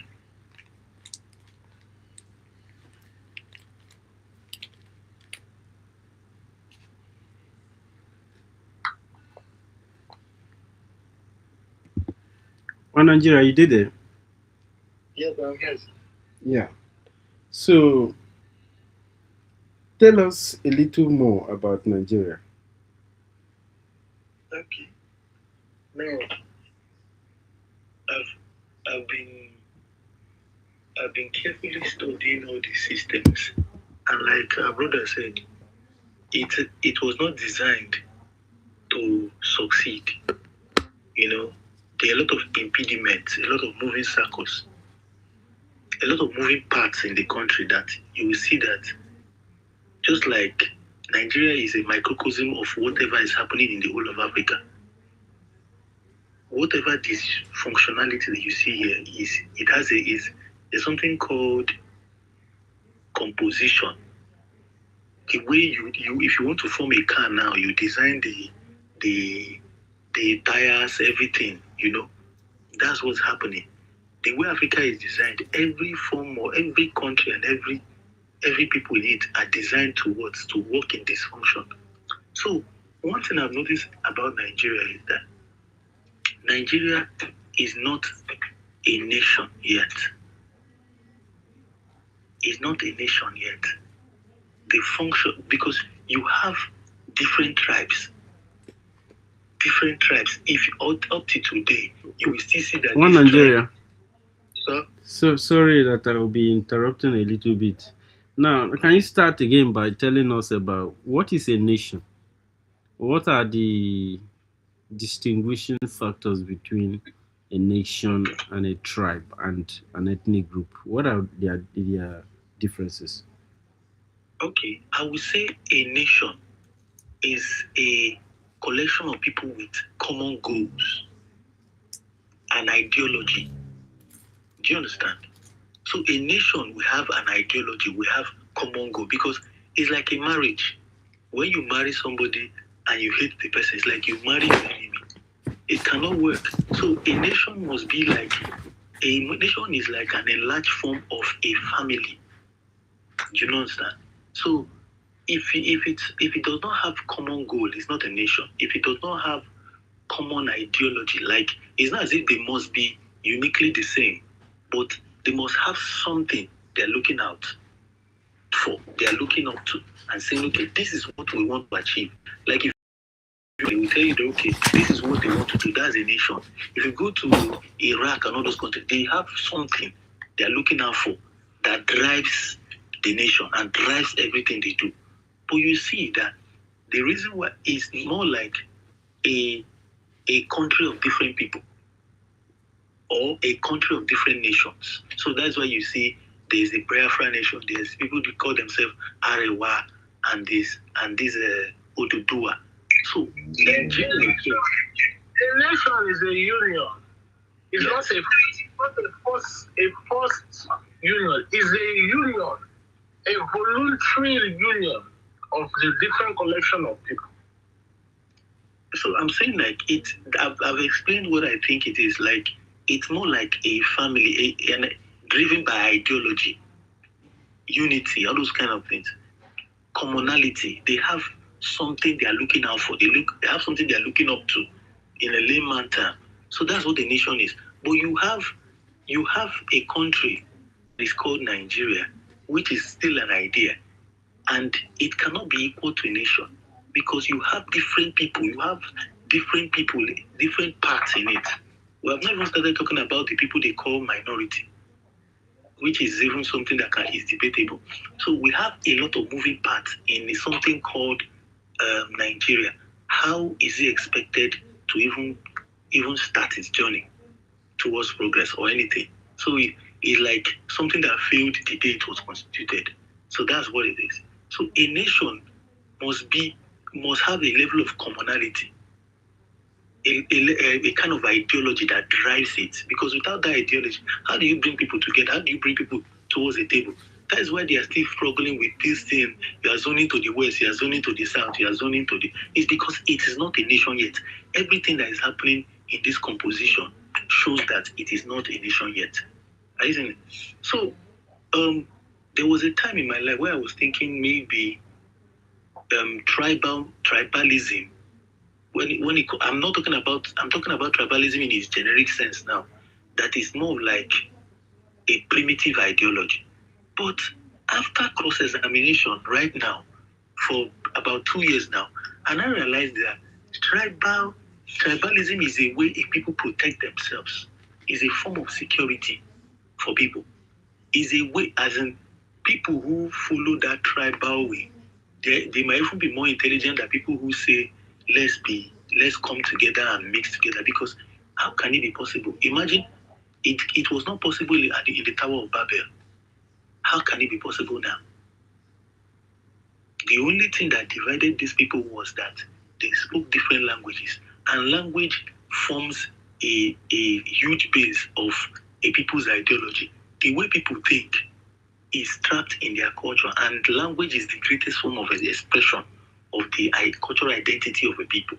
So if you have a nation, a country that has different people speaking different things like that, without a place to come together, I spoke about ideology, right? Because an ideology can still be formed, but it needs a high level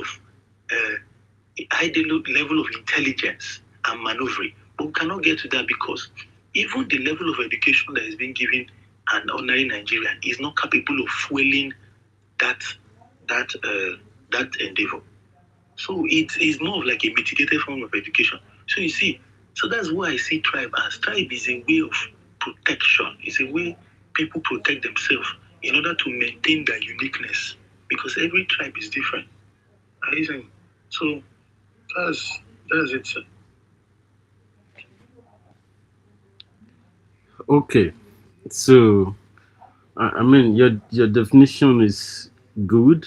Um, it's quite in line with the normal word definition.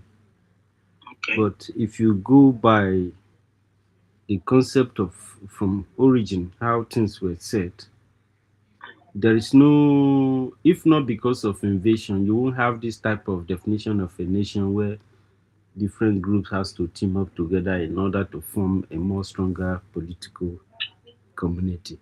But then the life started from the family. The origin of man started from there. And as it grows, people begin to find themselves where they found themselves, but they still trace themselves to the same family. No matter how far you go, whether for farming or for any kind of thing that you do in your family, during festive period, you always come back home to your father's house. And life has always continued like this. Now, in the nationhood, people begin to come together to have a more organized system. In fact, what led to all these activities in the past or in the time of old were some of the policies decided because of what? Because of invasion, conquest, and all that. There are many traditional systems that were running very nice in their capacity until another people run on them. But most of all these statehoods were collapsed by the Europeans, at least forced collapse by the Arabs. Land grabbing, human butchering, forced labor, castrations, and then before then the Europeans came. Some of the groups of ethnic groups were families that teamed up together to fight against other forces. But in our own case, what makes it to be very devastating is that the forces we were fighting at a time were too many. For example, Ikukumeku found itself in position of fighting too many frontier forces from the British, who were mostly Yorubas and Fulanis. You understand? So, um, Ekukumeku, Ekukumeku would have even stand today. That's why the people who claim that they fight for Nigeria and they got independence, these people never fought for anything. Some of these people fought in favor of the British after the British has taken over power and begin to rule the place and start considering other people's land as part of their territory and empire. Their British rule, indirect rule began. But were they ruling alone? Did all the British in Britain pack to where they are calling Nigeria today to come and rule Nigerians for how many years? The answer is no. They were using people. Just that those people began to, because these were people who were used to colonize the place. How did they use it? They set up the education scams. Some of these people, volunteers, they take them to their place to go and study how to conquer Africa. They went, they learned their language, they learned English, they study other people's law, how they were great in conquering other people's. They learned about the emperors, they learned about kings and stuff like this, and then they came back and they began to practice those. During the era of Warren Chief, most of these people were given kingdoms to rule over. Some of the communities, the real ownership of force there, they were all usurped because the British could not control the area, the resistance. In fact, the most fierce resistance imposed, fired against the British indirect rule was the Ekukumeku. That is why you see people like Ekwensu today are carrying a bad tag of whenever anybody offends anybody now, you tell the person that is Ekwensu. They try to use the guy to represent anything bad. But this fight consumes so many lives. And why did it have to be so? Because we were Republican in nature, if I put it that way, when Ekwensu did. We were too independent, too free. All the tribes were on their own. That was why when Nigeria was collapsing after they staged jihad on Nigerians during the 20th century, the Biafran people sought to organize their tribes to form a more formidable and stronger political force to stand the pogroms, the genocides that were going on at the time. Because these are the people that have used for several years to keep Africa in perpetual poverty. They cause unrest. They became insolvent because they enter into a system and they infiltrate the system and begin to slaughter people who live within those places. All these years never amount to any progress. That is the kind of thing that Nigeria has chosen to be dealing with. So, on whose expense it is going to be?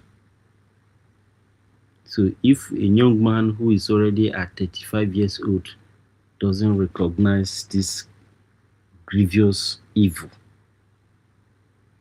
and chooses to fight against his own people, like so many people have done in the colonial time, the entire Britain or entire Europe didn't come to Africa.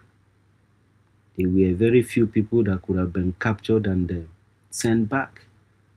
These people now, today you go to their place, they will take you and ship you back. But they came to our land, destroy our government, destroy our people, and begin to teach us about their greatness and their science. And we refuse to study our own. So this is sad. Nigeria is not a nation, but Biafra is a nation. Everybody in the south share common understanding about nationhood. Their lifestyle, the culture, everything is the same. So I think it's time that Nigerians rescue themselves from these lies. So Nigeria is a lie. Nigerians are still slaves till this 21st century. Nigerians are still completely slaves because they are not just slaves, they bear the identity. They do not just bear the identity, their own name was almost lost. They answer the names of the killers of their own people. All of us are answering this. This is why I respect our brothers from the southeast. They understood, they are very, very, I regard them a lot. You can hardly see these slave names, seeing somebody identify himself as a British slave. It's once somebody who is a French slave, if you mention his name and the English slave mention his name, you will know, oh, this one is colonized by French and this one is colonized by Britain. This is a way of telling you you are a slave, but in a polite way. You understand? This is a French slave and this is an English slave. You understand? And all these slaves do no longer have the identity of their own fatherland. Their lands bear the identity of the killers of their fathers. Their identity is being erased. Their father's name has been wiped off from the map.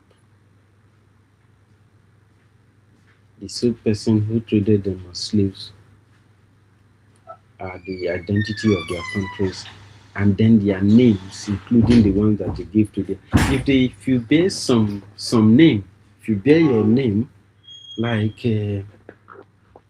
Nwabweze or Egbulem, you say, look at the name is bearing, it's a local name. And you'll be ashamed of yourself, you'll be ashamed of being who you are. You started seeing inferiority or something wrong in you, then you have to. Some don't have that doesn't have English name, even give themselves English names. And the question is, why is this English people not giving their sons and daughters Igbo names? Or will they die if they bear Igbo names? So that thing is it's a shame. It's a shame. And you come out, you wear all those agbada, wear all those too many beads, and your brain is empty. You see them, all you just know is the money. Money is created by man. Money is not natural. This money you are ready to kill everybody for. You take, yeah. Another thing people need to understand is Nigeria now is like an open field contest. You understand? Whoever that plays their card with has the opportunity to rewrite the history of that enclave. Don't you see that they even went and wrote history that didn't include Igbo people? And after they did that, then they now went and do a video for Biafran war survivors. Biafran Nigeria war survivors. Nigeria don't contract by whoever that plays their card right. Because legally, internationally, the country has expired because that's why you see the Fulani that bring what they're doing today.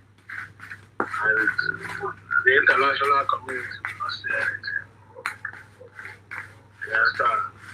The indigenous people have the opportunity now to claim back what is theirs, claim their own nation. Those that want to live have the opportunity. But if the people are those that, then you are going to let the oppressors fight among themselves. and claim it again and recolonize you. Because the original document was supposed to last for 100 years, and it's over. So now it's up for grabs. That's why you see the Arabs is coming, you see Saudi Arabia coming, you see China is coming, China is leading Chinese. So it is up for grabs. So I don't know, man. I don't know what's going to happen to those people to our sense. They are so the average like this. Your worst enemy is your celebrities, even BPM. These are your worst.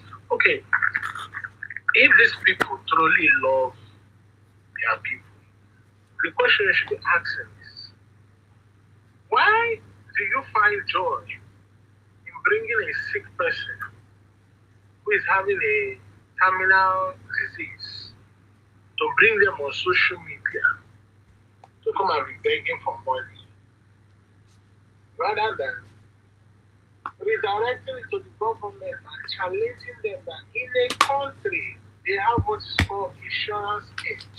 Healthcare should not be a survivor of the fittest. It should be a fundamental human right.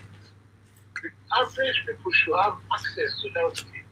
But you know why they will not do that? Because if you take away that avenue of them bringing people on social media to come and solicit for funds, you understand? First of all, you would take away that avenue for them to steal and for them to become mini gods. They will lose their relevance. Because I don't see a reason why the other day, okay, there was this Nollywood actress. I think she used to act she was acting in those shows of those days. I think they call the show Fuji House of Commotion. A very funny show like that. I think her name is Ngozi Nwuchi. She's seriously sick. And she needed money to sort her medical bill. So I go surgery.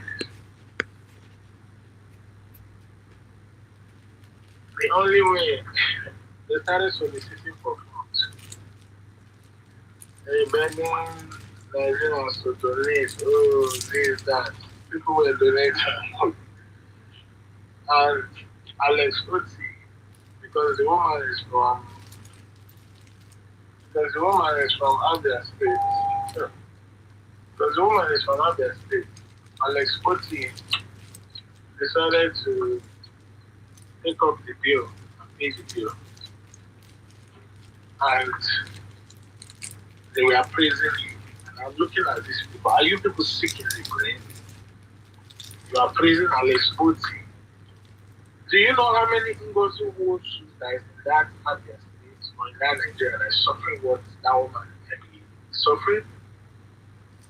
And the government is not there to create health care system for the people to be able to have access to proper medical treatment.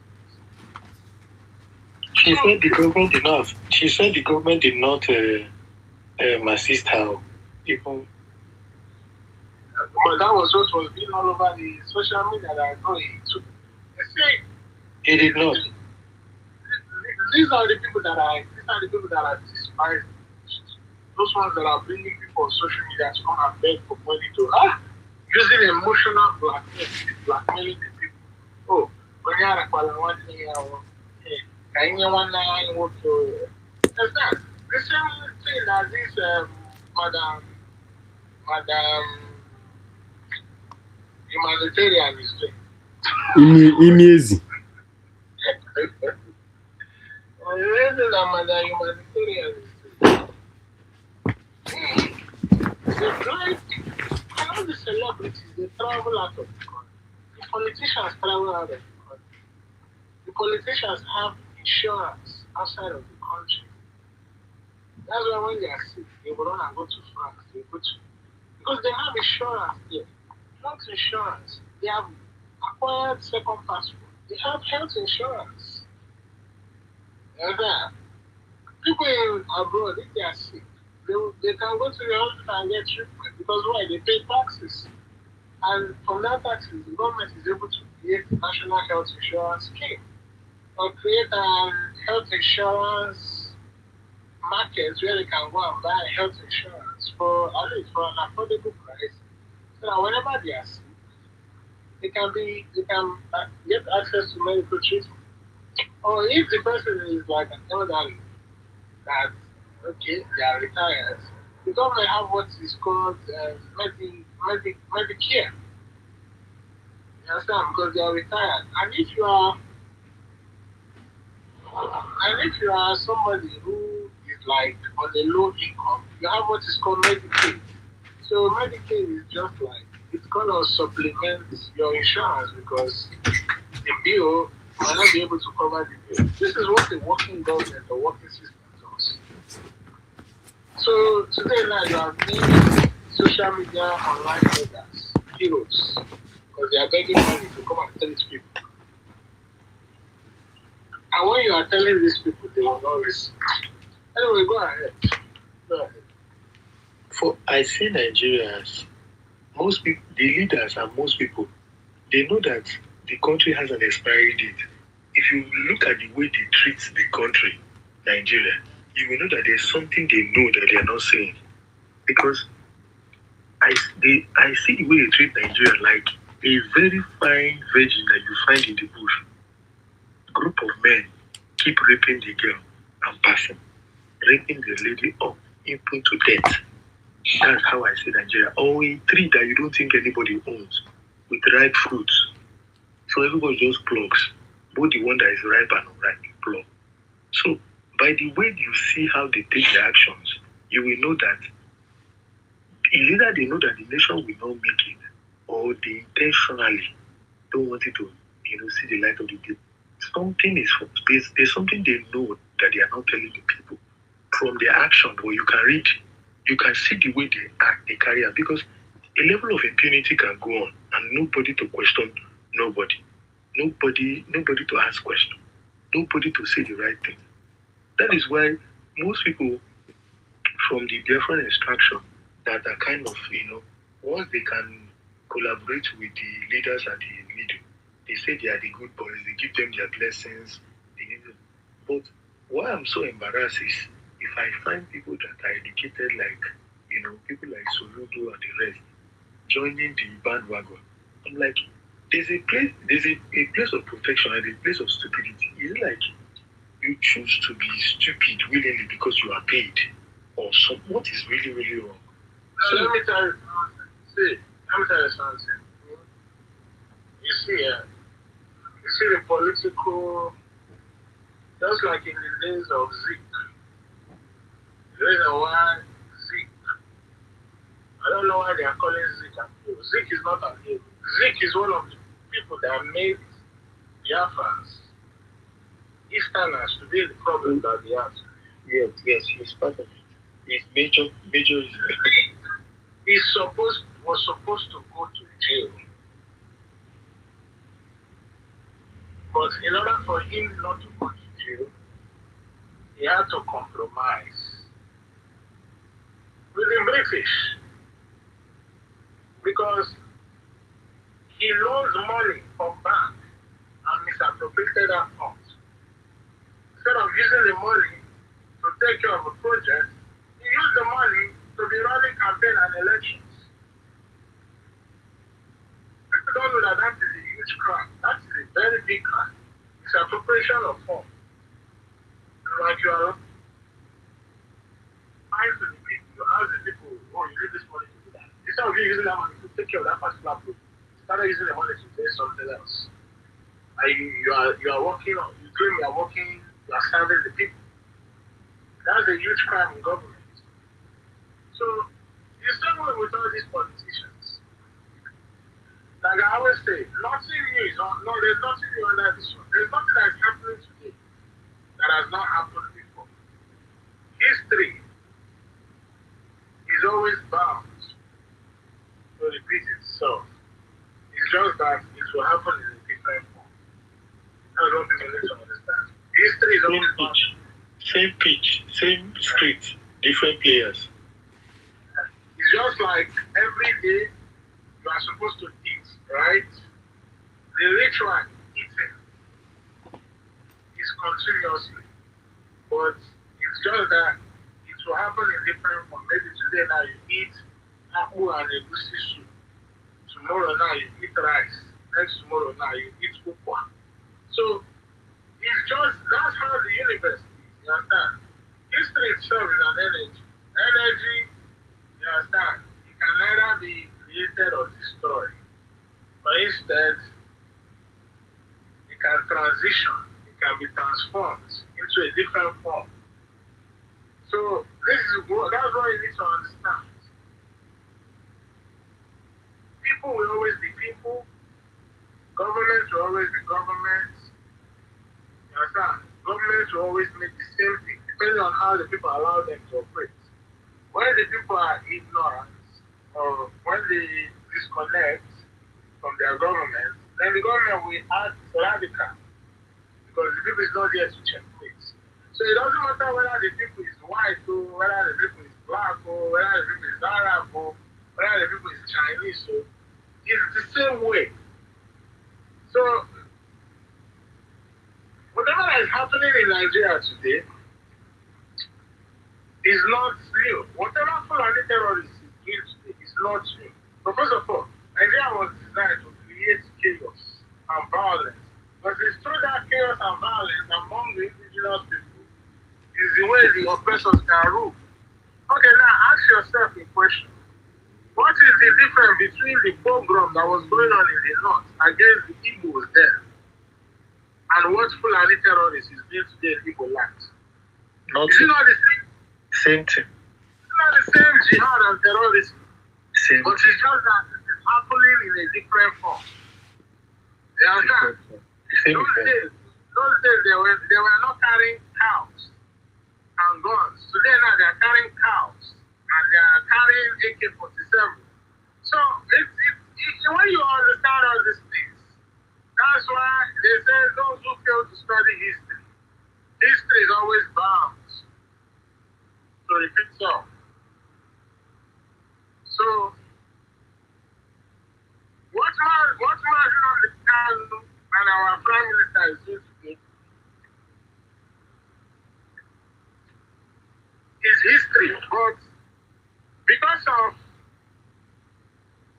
their studied history, because what Martin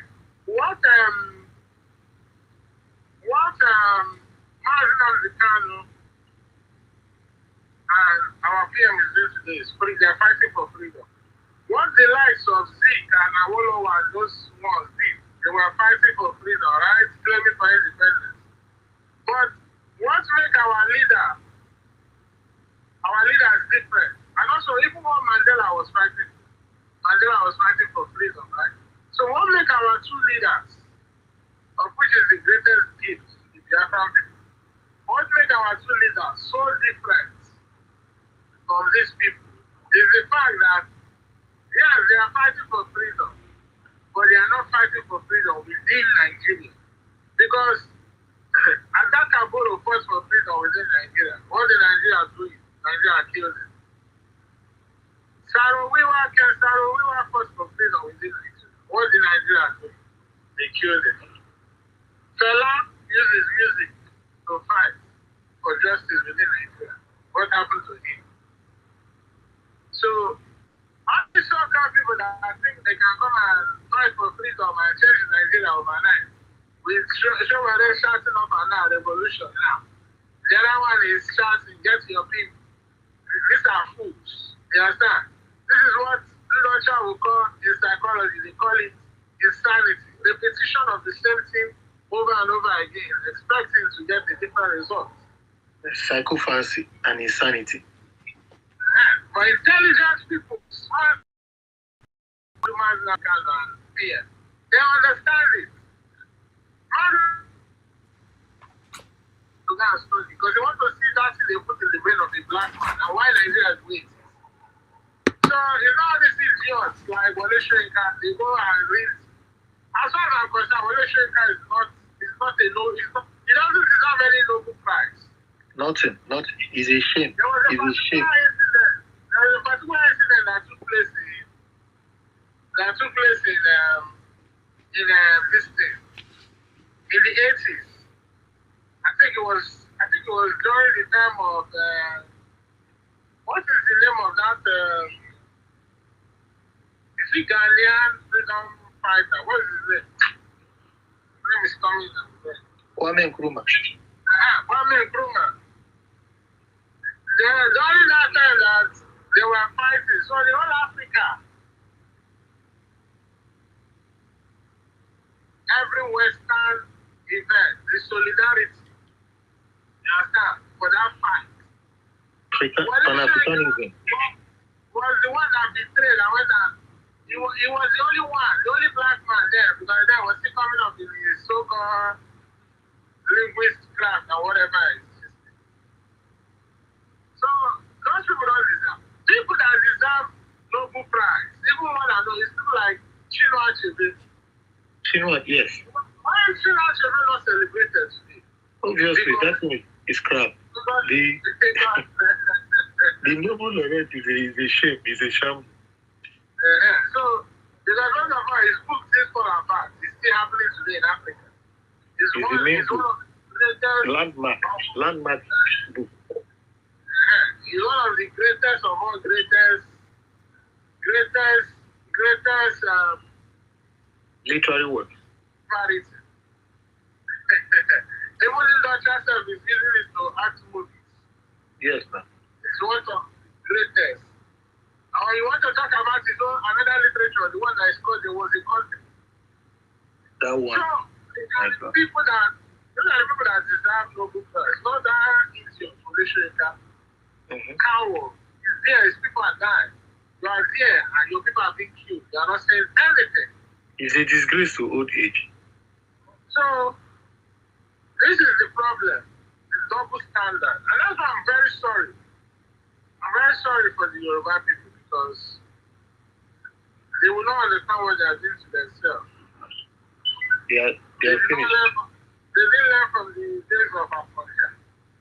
Today, they are still doing the same mistake. Tinubu, the new day Afonja.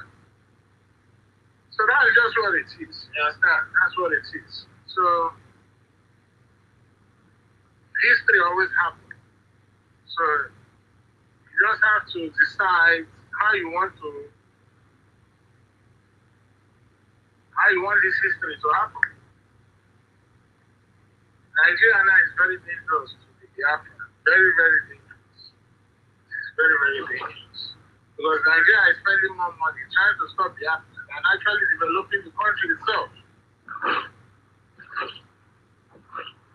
The politicians build roads. The people are shouting, "Oh, roads? What? Come on, roads. Roads. Who should do it? Road. Who should not do it? They're using road to campaign. Oh my God. Somebody is using road as a campaign. Somebody is using a bridge, that he built bridge to campaign. It's disheartening. But the thing is that, how do you now educate the people? Because educate the people to see that they deserve more, they deserve better. Because they don't know. Some people, what they know about president, the idea of presidency is class captain. Let me tell you, you talk about education. You see, education, the African education, the education that they brought to Africa is the worst thing that ever happened to us. Because do you know that when you meet a Western and you ask them about countries in Africa, they will not know it. They might tell you. Some of them see Africa as a country, not even a continent. But when you ask an average African child, countries in Europe, in America, they will be telling you different countries. What? Business knowledge. The fact that the Westerners doesn't know the countries in Africa doesn't mean that they are not intelligent. They can be super intelligent. It's just the way the educational system is designed. So for Africa, the educational design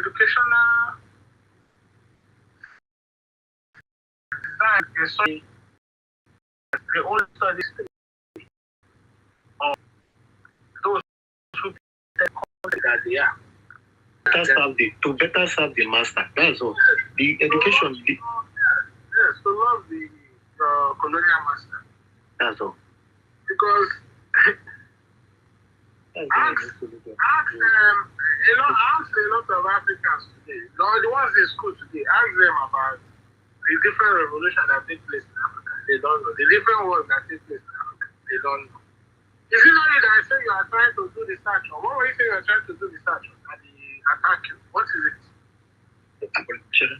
I was trying to do a research on for my PhD thesis for the lack of reconciliation of the whole things that happened during the Biafran war, and even the way it was excluded in the Oputa panel. Other things was talked about, and then the major issue is left out. If you see the way all these professors attack me like I entered the bee's nest, you will know that there is a fundamental problem. It's like a wound that people are using sellotape to just cover, and it's eating into the bone.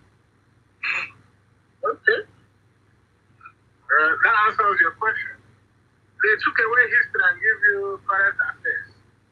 So don't learn about history. You're learning current affairs. You understand? You're learning how their father is designing to oppress you. Should I shock you, sir? Most people on that panel, we have about 30 professors on that panel interviewing us. 9 of them, they don't want this thing to be exposed. They don't want to offend the Yoruba people on the seat. If you bring it up, they will hate you. They can even disqualify you. You know, everything you hear is a lie, because once you start dealing with the issue, that's when you know how deep the hatred is. See? That they have made it that, okay, in my department, there are only 16 lecturers.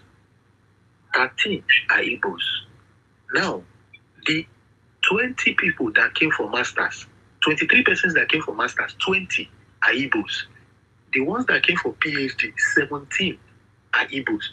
But instead of them to bring us into the system, to replenish the retired lecturers and all those stuff, they rather labor themselves to death. They are dying off, they are falling sick, but they rather take it that way. Because there are people who are not even qualified to come in. But the Igbos that are qualified to come in, they're not giving us any opportunity to even groom us or even give us that place. We don't have a place from where we came from. We don't have a place from where we say we're living. So we're just basically floating. We're faced with the harsh reality of who we are as a people. But we don't have a tool, the right tool upon, because we are not empowered. You know, imagine a PhD student, you don't have access to funds, you don't even have a good job, because before you come in for PhD, you must sign that you're not working anywhere. You don't even have money to even feed yourself, you have to just basically be struggling and doing everything. How do you even have time to start engaging in intellectual rigor? I said, so the war is on different fronts. In Nsukka, I heard that in philosophy department, there are 30-something lecturers. But in Unilag, that have more work, more students, you have only 15. Because they do not want the people that are qualified, which seems to be more Igbo people. They don't want us to come inside. So because they are complaining that the Igbos are overshadowing them in that place.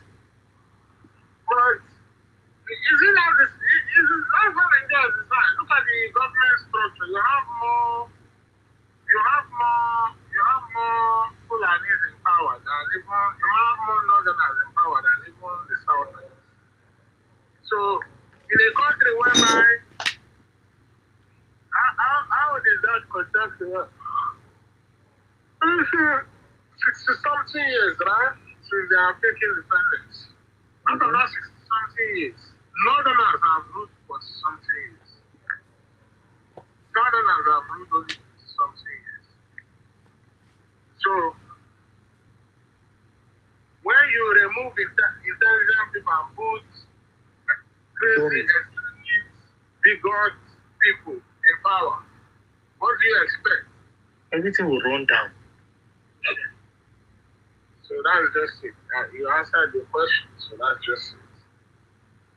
So They will run into the door. Nigeria is irredeemable. It is gone beyond. It has at least this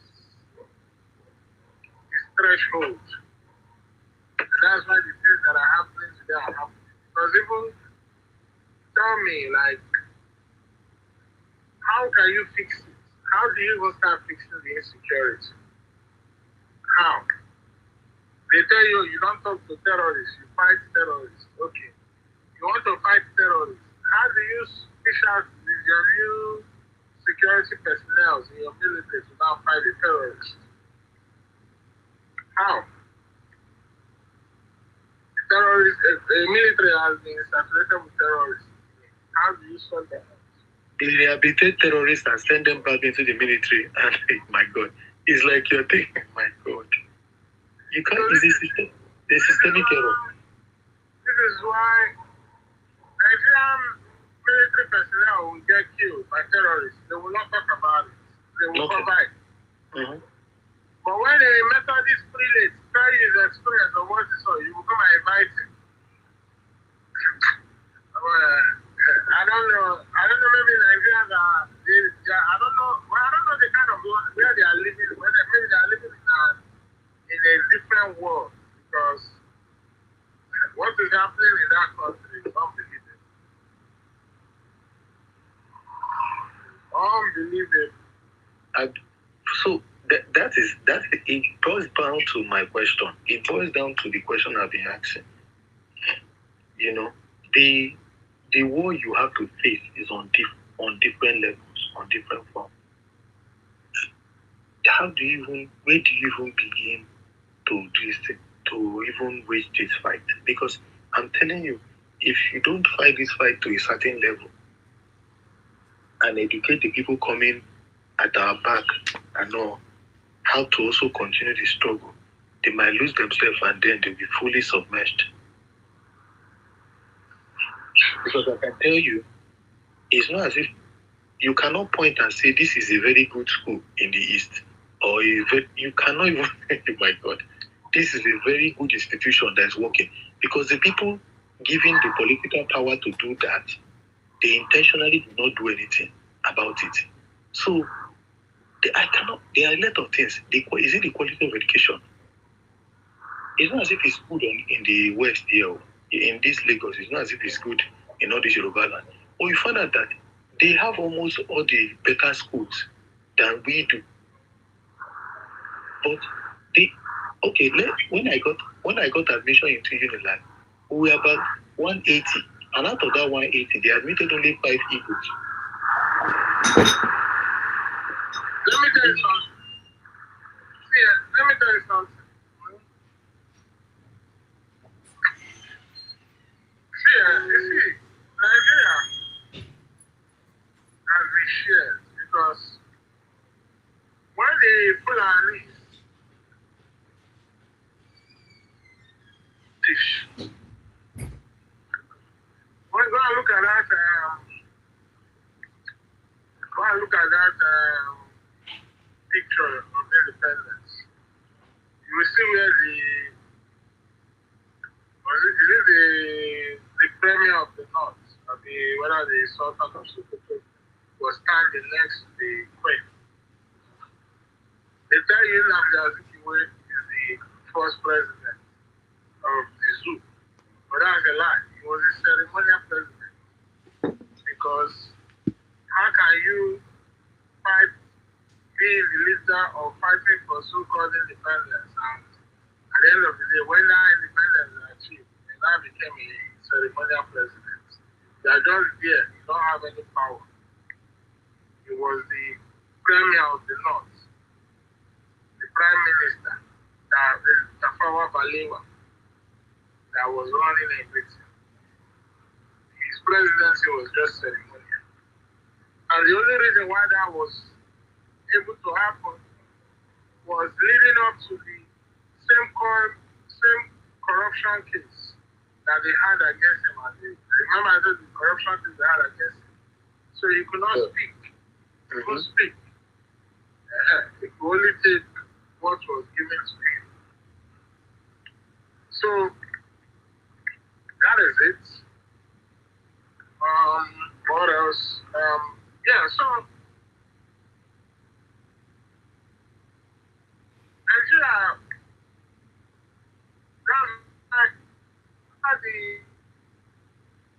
after the genocidal war against the Biafran people,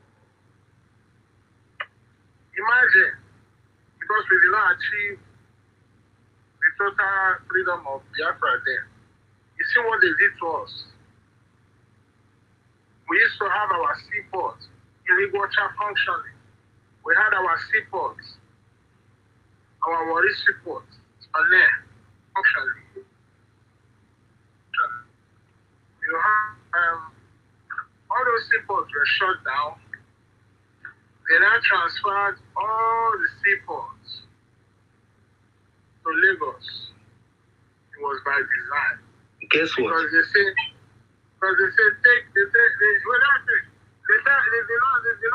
we will take the power, we'll control the power.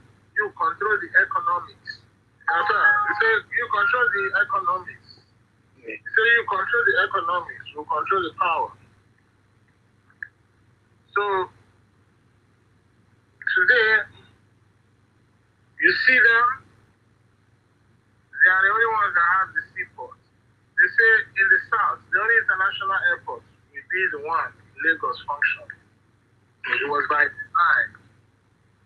It's politically engineered. They say that we will make sure that any international flight that is coming in will always arrive in the morning. So that, or arrive late at night, so that when the people arrive and they have to go to the other state, they will have to spend the night in Lagos and lodge in hotels. All these things was economic plans. Because tell me a reason why bringing their flag to that Lagos airport at a very awkward time, that most of them would end up spending the day there and they will have to leave the next day. You spending a day there, you have to book an hotel. All these things were all by design. And guess what? It's getting out of hand. Lagos at this rate cannot be habitable in the next 10 years. Okay, look at now. People, according to what I'm hearing now, look at how expensive housing is in Lagos. A room is now $1 million plus. Everything is going to crash because, first of all, the reason why the Biafran is in Lagos because if only they will rise up and go back. Imagine during the festive period like Christmas and this, when all the Biafrans travel, you see how empty Lagos is. You see how empty the place is. So they have the power, but our people are still those that they don't want to wake up. They are basically driven by survival. I need to see all this orchestration of too much sense. See what I say? I see that the Yoruba man is comfortable with eating the crumbs that fall from the table. As long as he's eating the crumbs, it's okay. So now, you now join hands to mitigate the progress of the East and all those stuff. Imagine the one that is called Port Harcourt. The name of the state is a port and it's not functional. And I heard that bigger ships can come in from the southeast than from the southwest. Bigger ships. Oh, they do it. See, by right. The distance, the nautical mile distance of the port from Lagos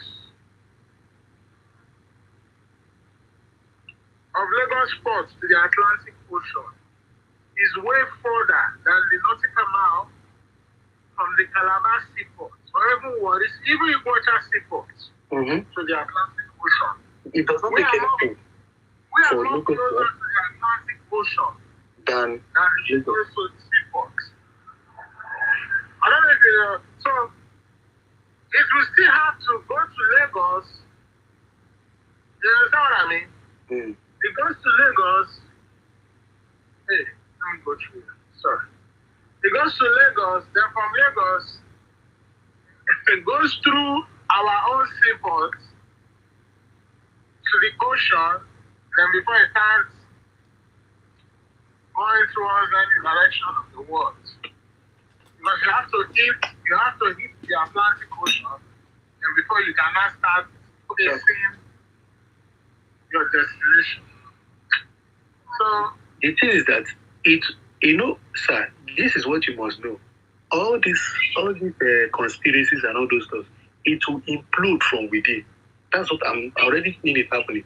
Like all the conspirators, it will implode because you see, Lagos is not sustainable anymore. can I ask you a question? Why do you think Lagos is not sustainable, please?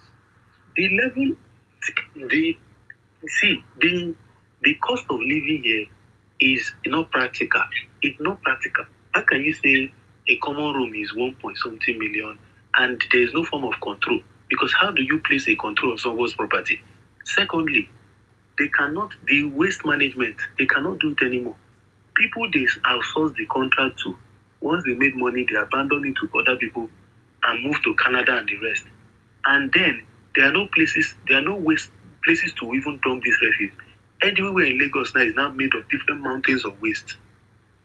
There is no end of that the waste management inside. It's not even inside. Only these two things, with the ever increasing population that cannot be catered for. So the implosion is close. I don't see Lagos being sustainable at this rate in the next 5 years. So there's this explosion. It's like you're sitting on a gunpowder. It will implode from within. I don't even know what will happen because it's not practical. The minimum wage is 70,000. 70 times 1 year is not to one. Cannot give you a room. That's if you keep everything. So it's not. I don't even know who is thinking for the state government. What are they doing? What is happening? Because this place is not habitable anymore.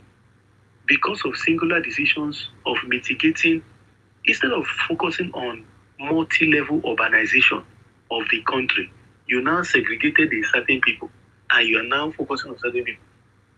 Nobody can be wiser than the God of creation. You cannot, it's not sustainable at this rate at all. Is it electricity? Is it cost of living? Very soon the people will start eating their own waste because there's no place to move it anymore. So that's why I say it is not sustainable at this rate. And then you don't have intelligent people in government to be able to, they don't have the wit, the intellectual capacity to whistle their will out because they are submerged. The government are almost like a post office. So being in Lagos now, somebody just finished deputy governor, and they are making him the next governor. Like it's more like a children's play thing. The people don't even have right to choose who is there. And the last I heard Lagos is 24 million. That's almost like a 1/10 of, and Lagos is one of the smallest states. Lagos income is ×2 of Lagos. So it is not sustainable at this rate. People should be able to live anywhere and work anywhere and move anywhere if the roads are good. Connecting road between Lagos and Ibadan is so bad, Lagos and Ogun State. But if there is means of transportation, train and all those things, somebody can live in Ogun State and come to work in Lagos or move anywhere. But you see, the roads are very, very bad. You can't even travel. Insecurity. So you can't even move out. So you must mostly stop where you are. So that is why I say this sustainability. And they're saying sustainable development goods. It's not development goods, sustainable. The sustenance is better, is more important than any idea. So it's not sustainable and the rate is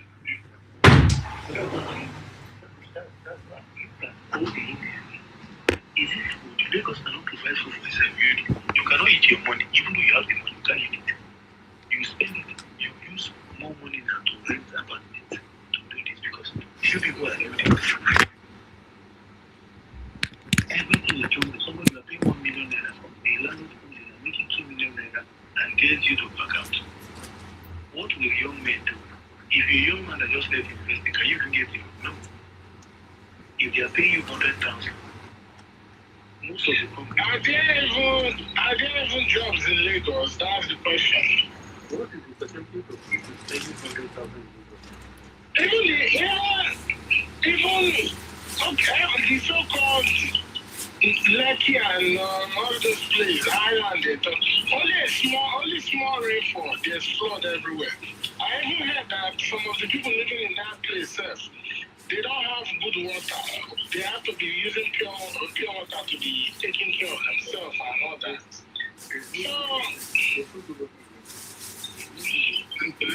So, Lagos will explode. Abuja will be taken over. Abuja will be taken over by the terrorists.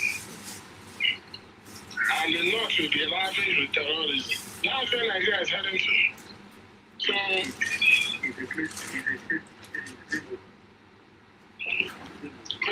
So those that are thinking that there's still hope, I'm sorry for them.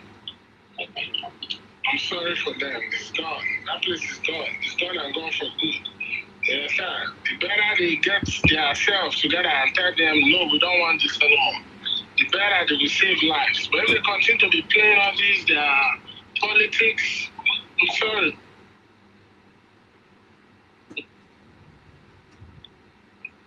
Because the way it's going now. My wish is people with resources, people with influence. Like me now, I'm planning to take up the books, give some people like that. So, what are we doing? The best thing is, for most especially for those from the East, the best thing is to support Biafra. That's it. Support the disintegration. That's the only solution. That is the only solution. There's no other solution. Whether people is influential or this thing, those people that are influential, let them support the restoration of Biafra. Because Biafra is the only solution. Biafra is the only solution to both the Yorubas, to both the Hausas, to both the every other. Without Biafra, there's no solution. Biafra is the only solution.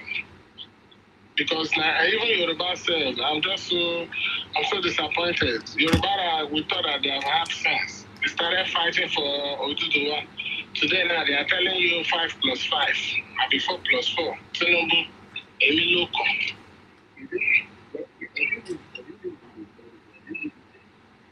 Huh?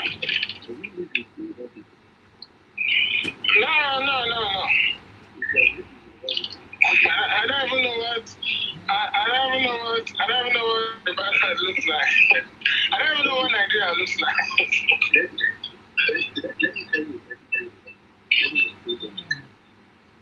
Yoruba man will see somebody sitting in the corner.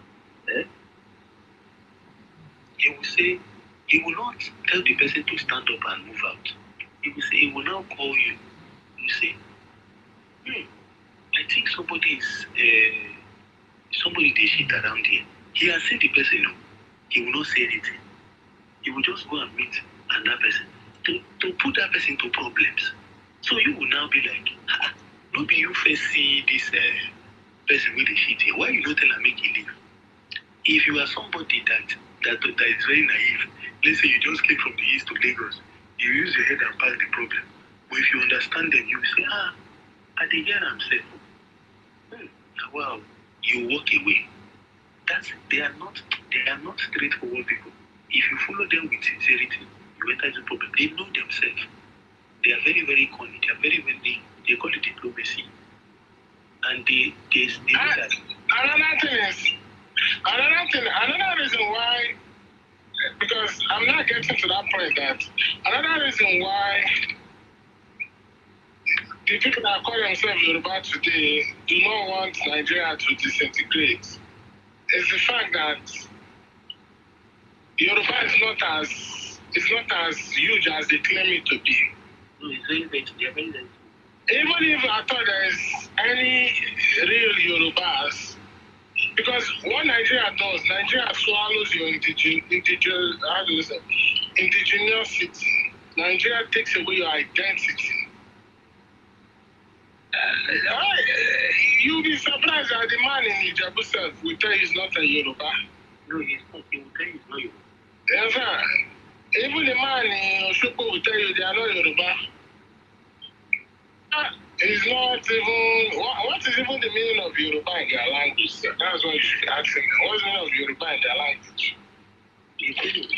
Yoruba means strangers. Yariba means strangers.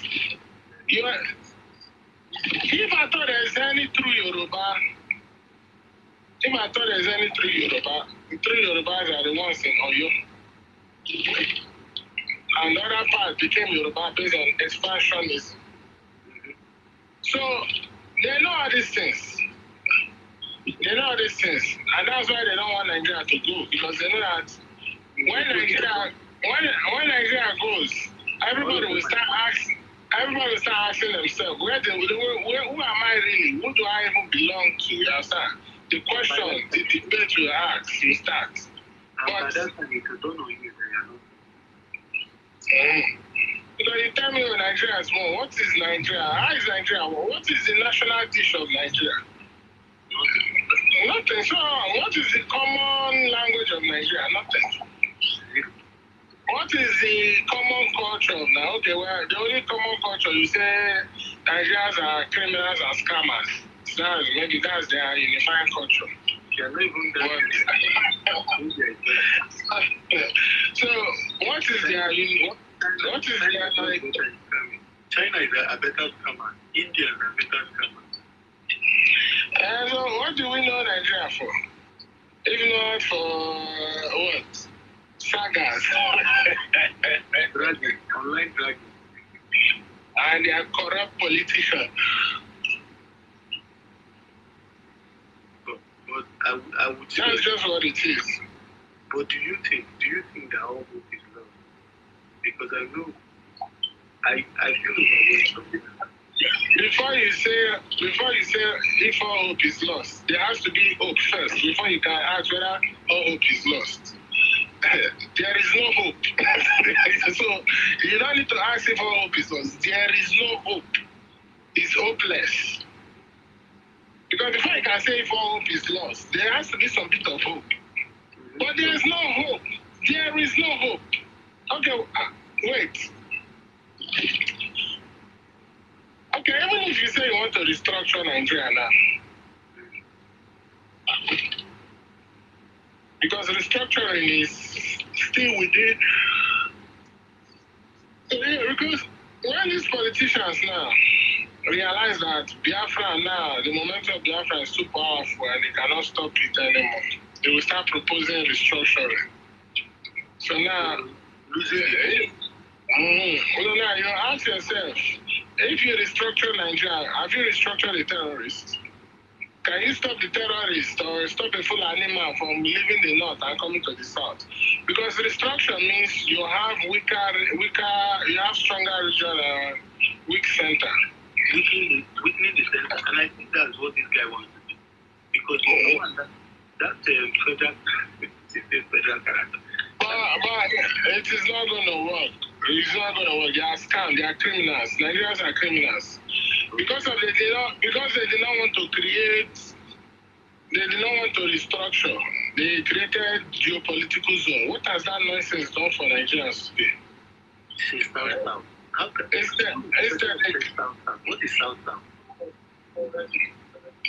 I don't know. Maybe you look it on the map. Let us see where it even exists. Where there's anything as south on the map. Whether there's even anything as north central on the map. South, north central. I know there's southeast, there's southwest, there's northeast, there's northwest, there's north.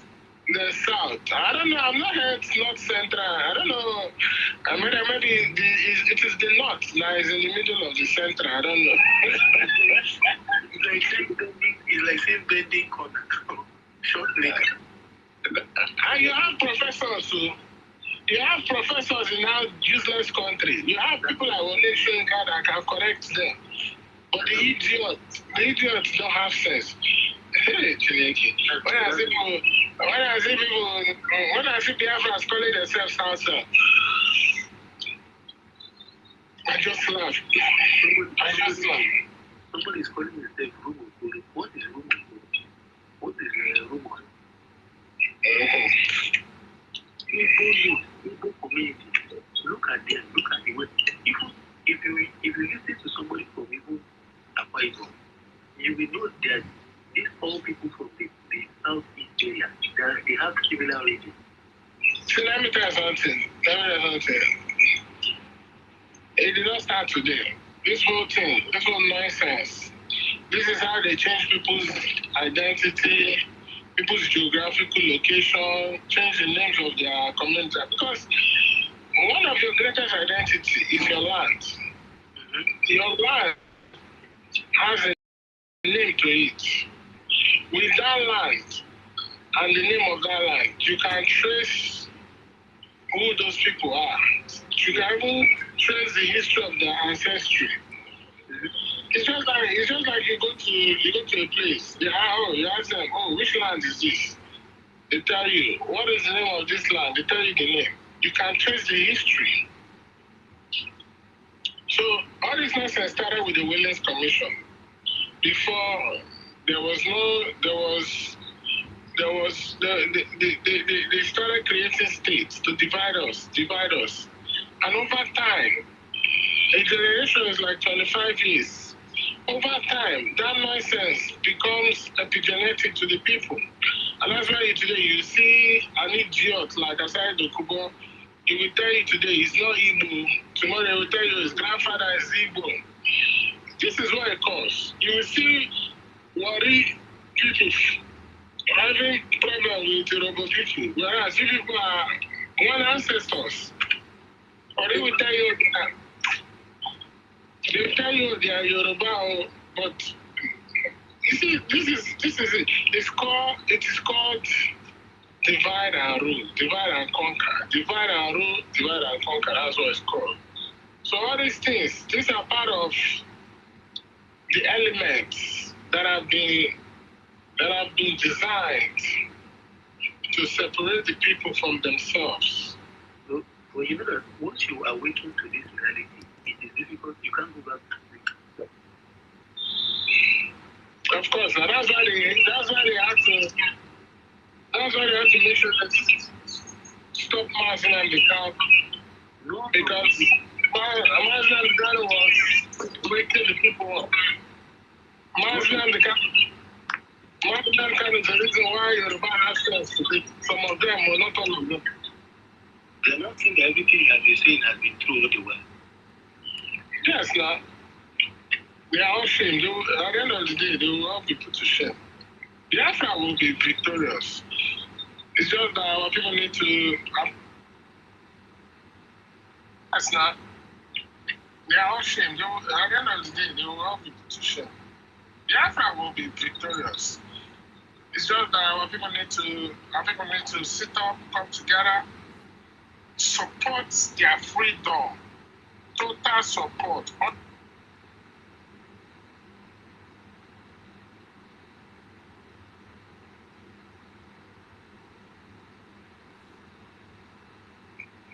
Because Biafra is not going to be a one-man's country. It's going to be a country of the people. We are going to be a knowledge-based economy, whereby it's brain resources we are going to be using, not all these natural resources that have caused so many chaos. I read the Chino Achebe's There Was a Country, and I saw the way Ojukwu galvanized people. Of course, sir. So that was my major drive. Do you know that book? They banned that book. You can't even sit anywhere. You can't even sit on Amazon. Yes. It hasn't done Amazon. Even the nah. I read it many times. You know, and then I saw the way he galvanized people, and I felt that one day, you know, these things, they know our people for business, blockhead, but business oriented, money and everything, level of illiteracy. I felt like, okay, some of us have to sacrifice and go to school for our general development, because when we finally depart and go, we will need people who will have that wit and that intelligence to begin to reconstruct. You know, that's why I'm more interested in reconstruction. Because I know that let me ask you a question. Because all these things, they say you need to go to school. Which school are you going to? Is it the one that the colonial master gave you or your own school? Because, first of all, the question you should ask yourself, did your ancestors not, did they not have their civilization before the colonial masters came? So, the word education is to teach you to a certain level. A certain level. You understand? They don't teach you as inventors or creators. They only teach you as they teach you as a well-trained staff. yes, obedient. So when you talk about school and education, are you not seeing all those young Biafrans that are creating aeroplanes? Did they go to school to go and learn that? Nothing. So I don't know. Mazin Abdikar said that Biafrans, doctors, engineers, scientists are born right from their mother's stomach. Okay, look at Mazin Abdikar when he was preaching, when he was still teaching. He did that journalism work better than even the world's greatest journalist. Did he go to school for journalism? No. So this is how it is. The Yorubas envy the Biafrans because they know who we are as a people. The whole world know who Biafrans are. It's just Biafrans that don't know who they are.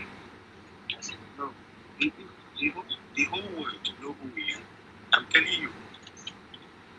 When there was an awakening I had when I went, the state I started in Calabar.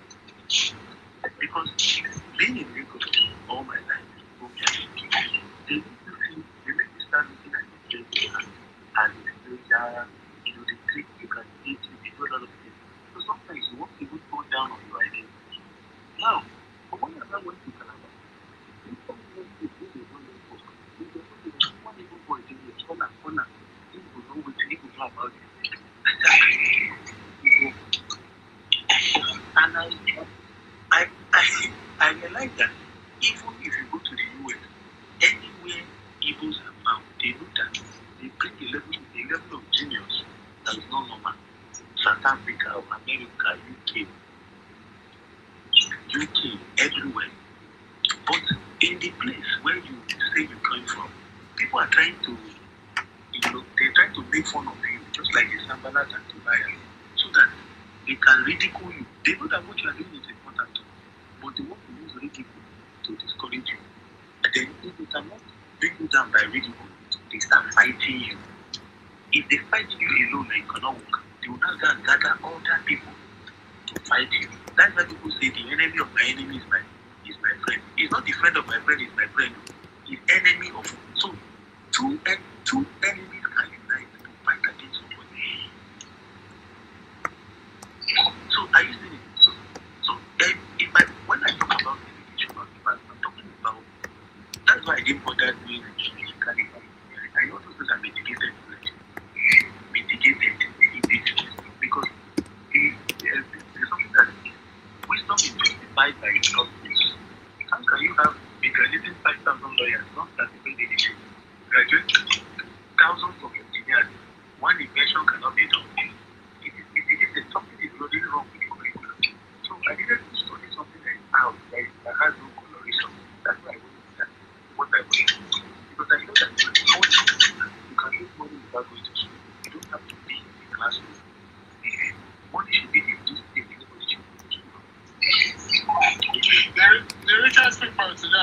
they didn't go to school.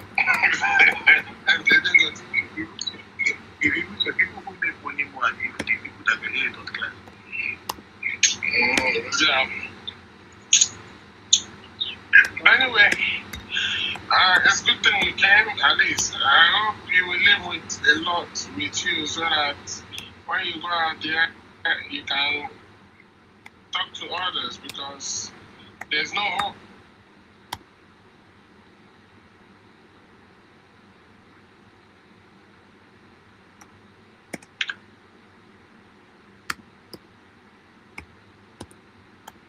Thousands of terrorists. I don't know how you're gonna do that. So.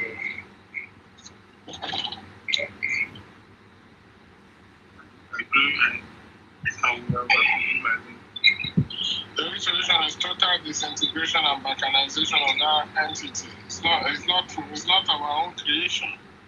Let everybody go and take care of their own region, so that they will love their region and prevent terrorists from killing their people. That's just the only way.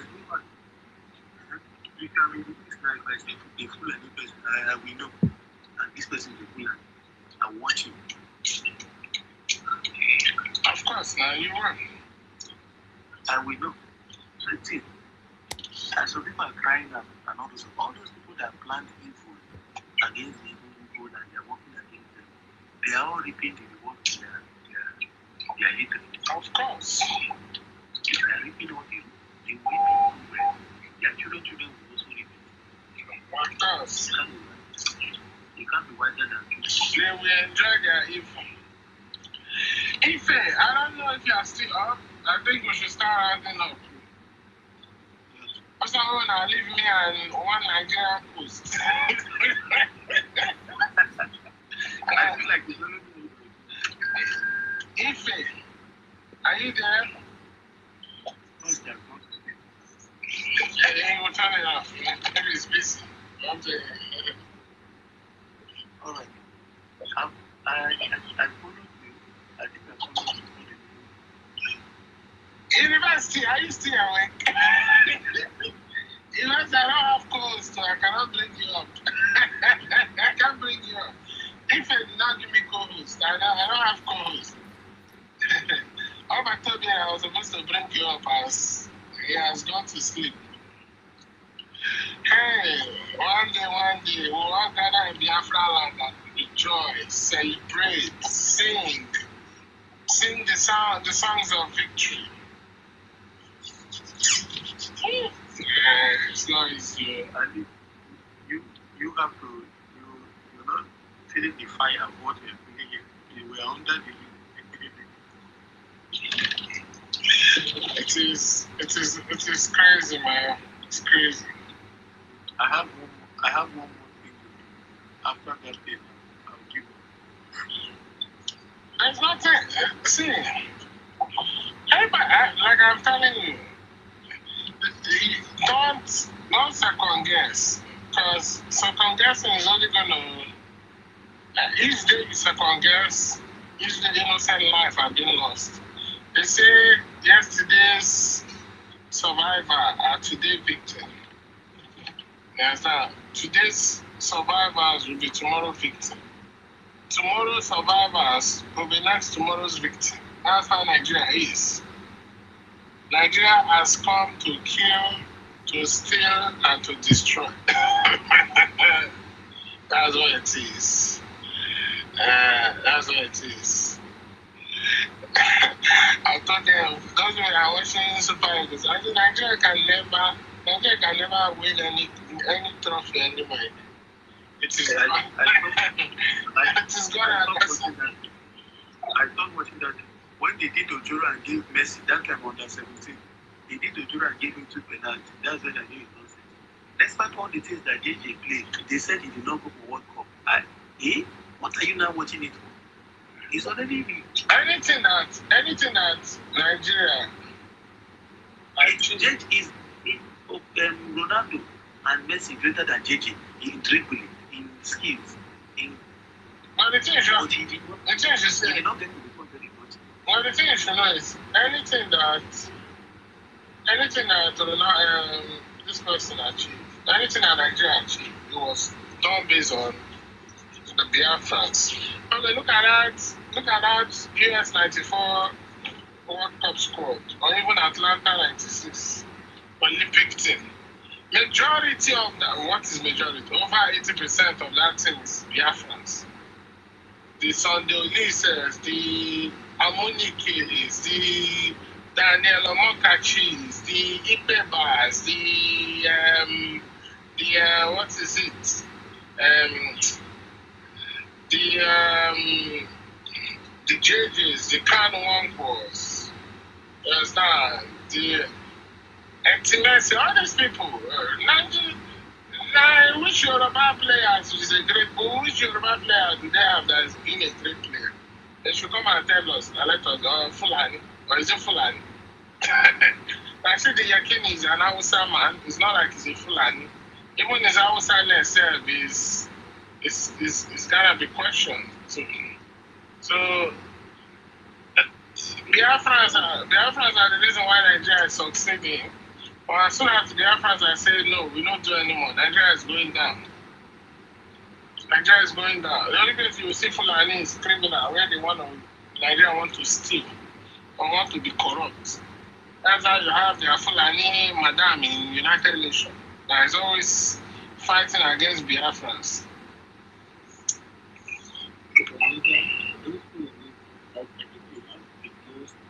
Wicked politicians among the three. Those ones are too useless. First of all, Fulanis are not Nigeria. They are more. They are not Nigeria. They are not Nigeria.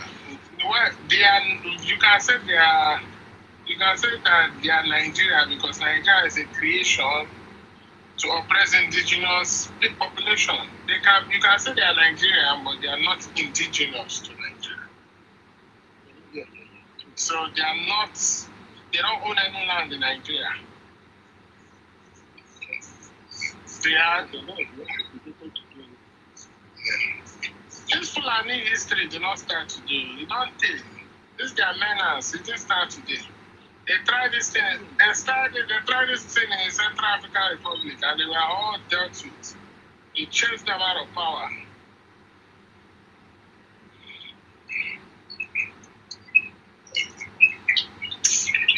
Anyway, please, can you bring out this picture? Because myself, I'm going to take my look at this.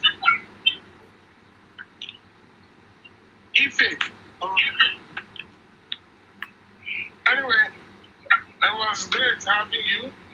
And please, from time to time, always try to come when you have time, because we need to spread this. We need to spread this.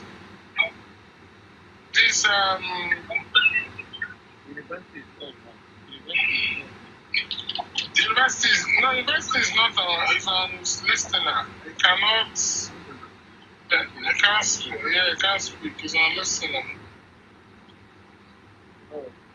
I followed you. Okay, I'll follow you back. Alright, it's nice having you. I always try to come. We're always here.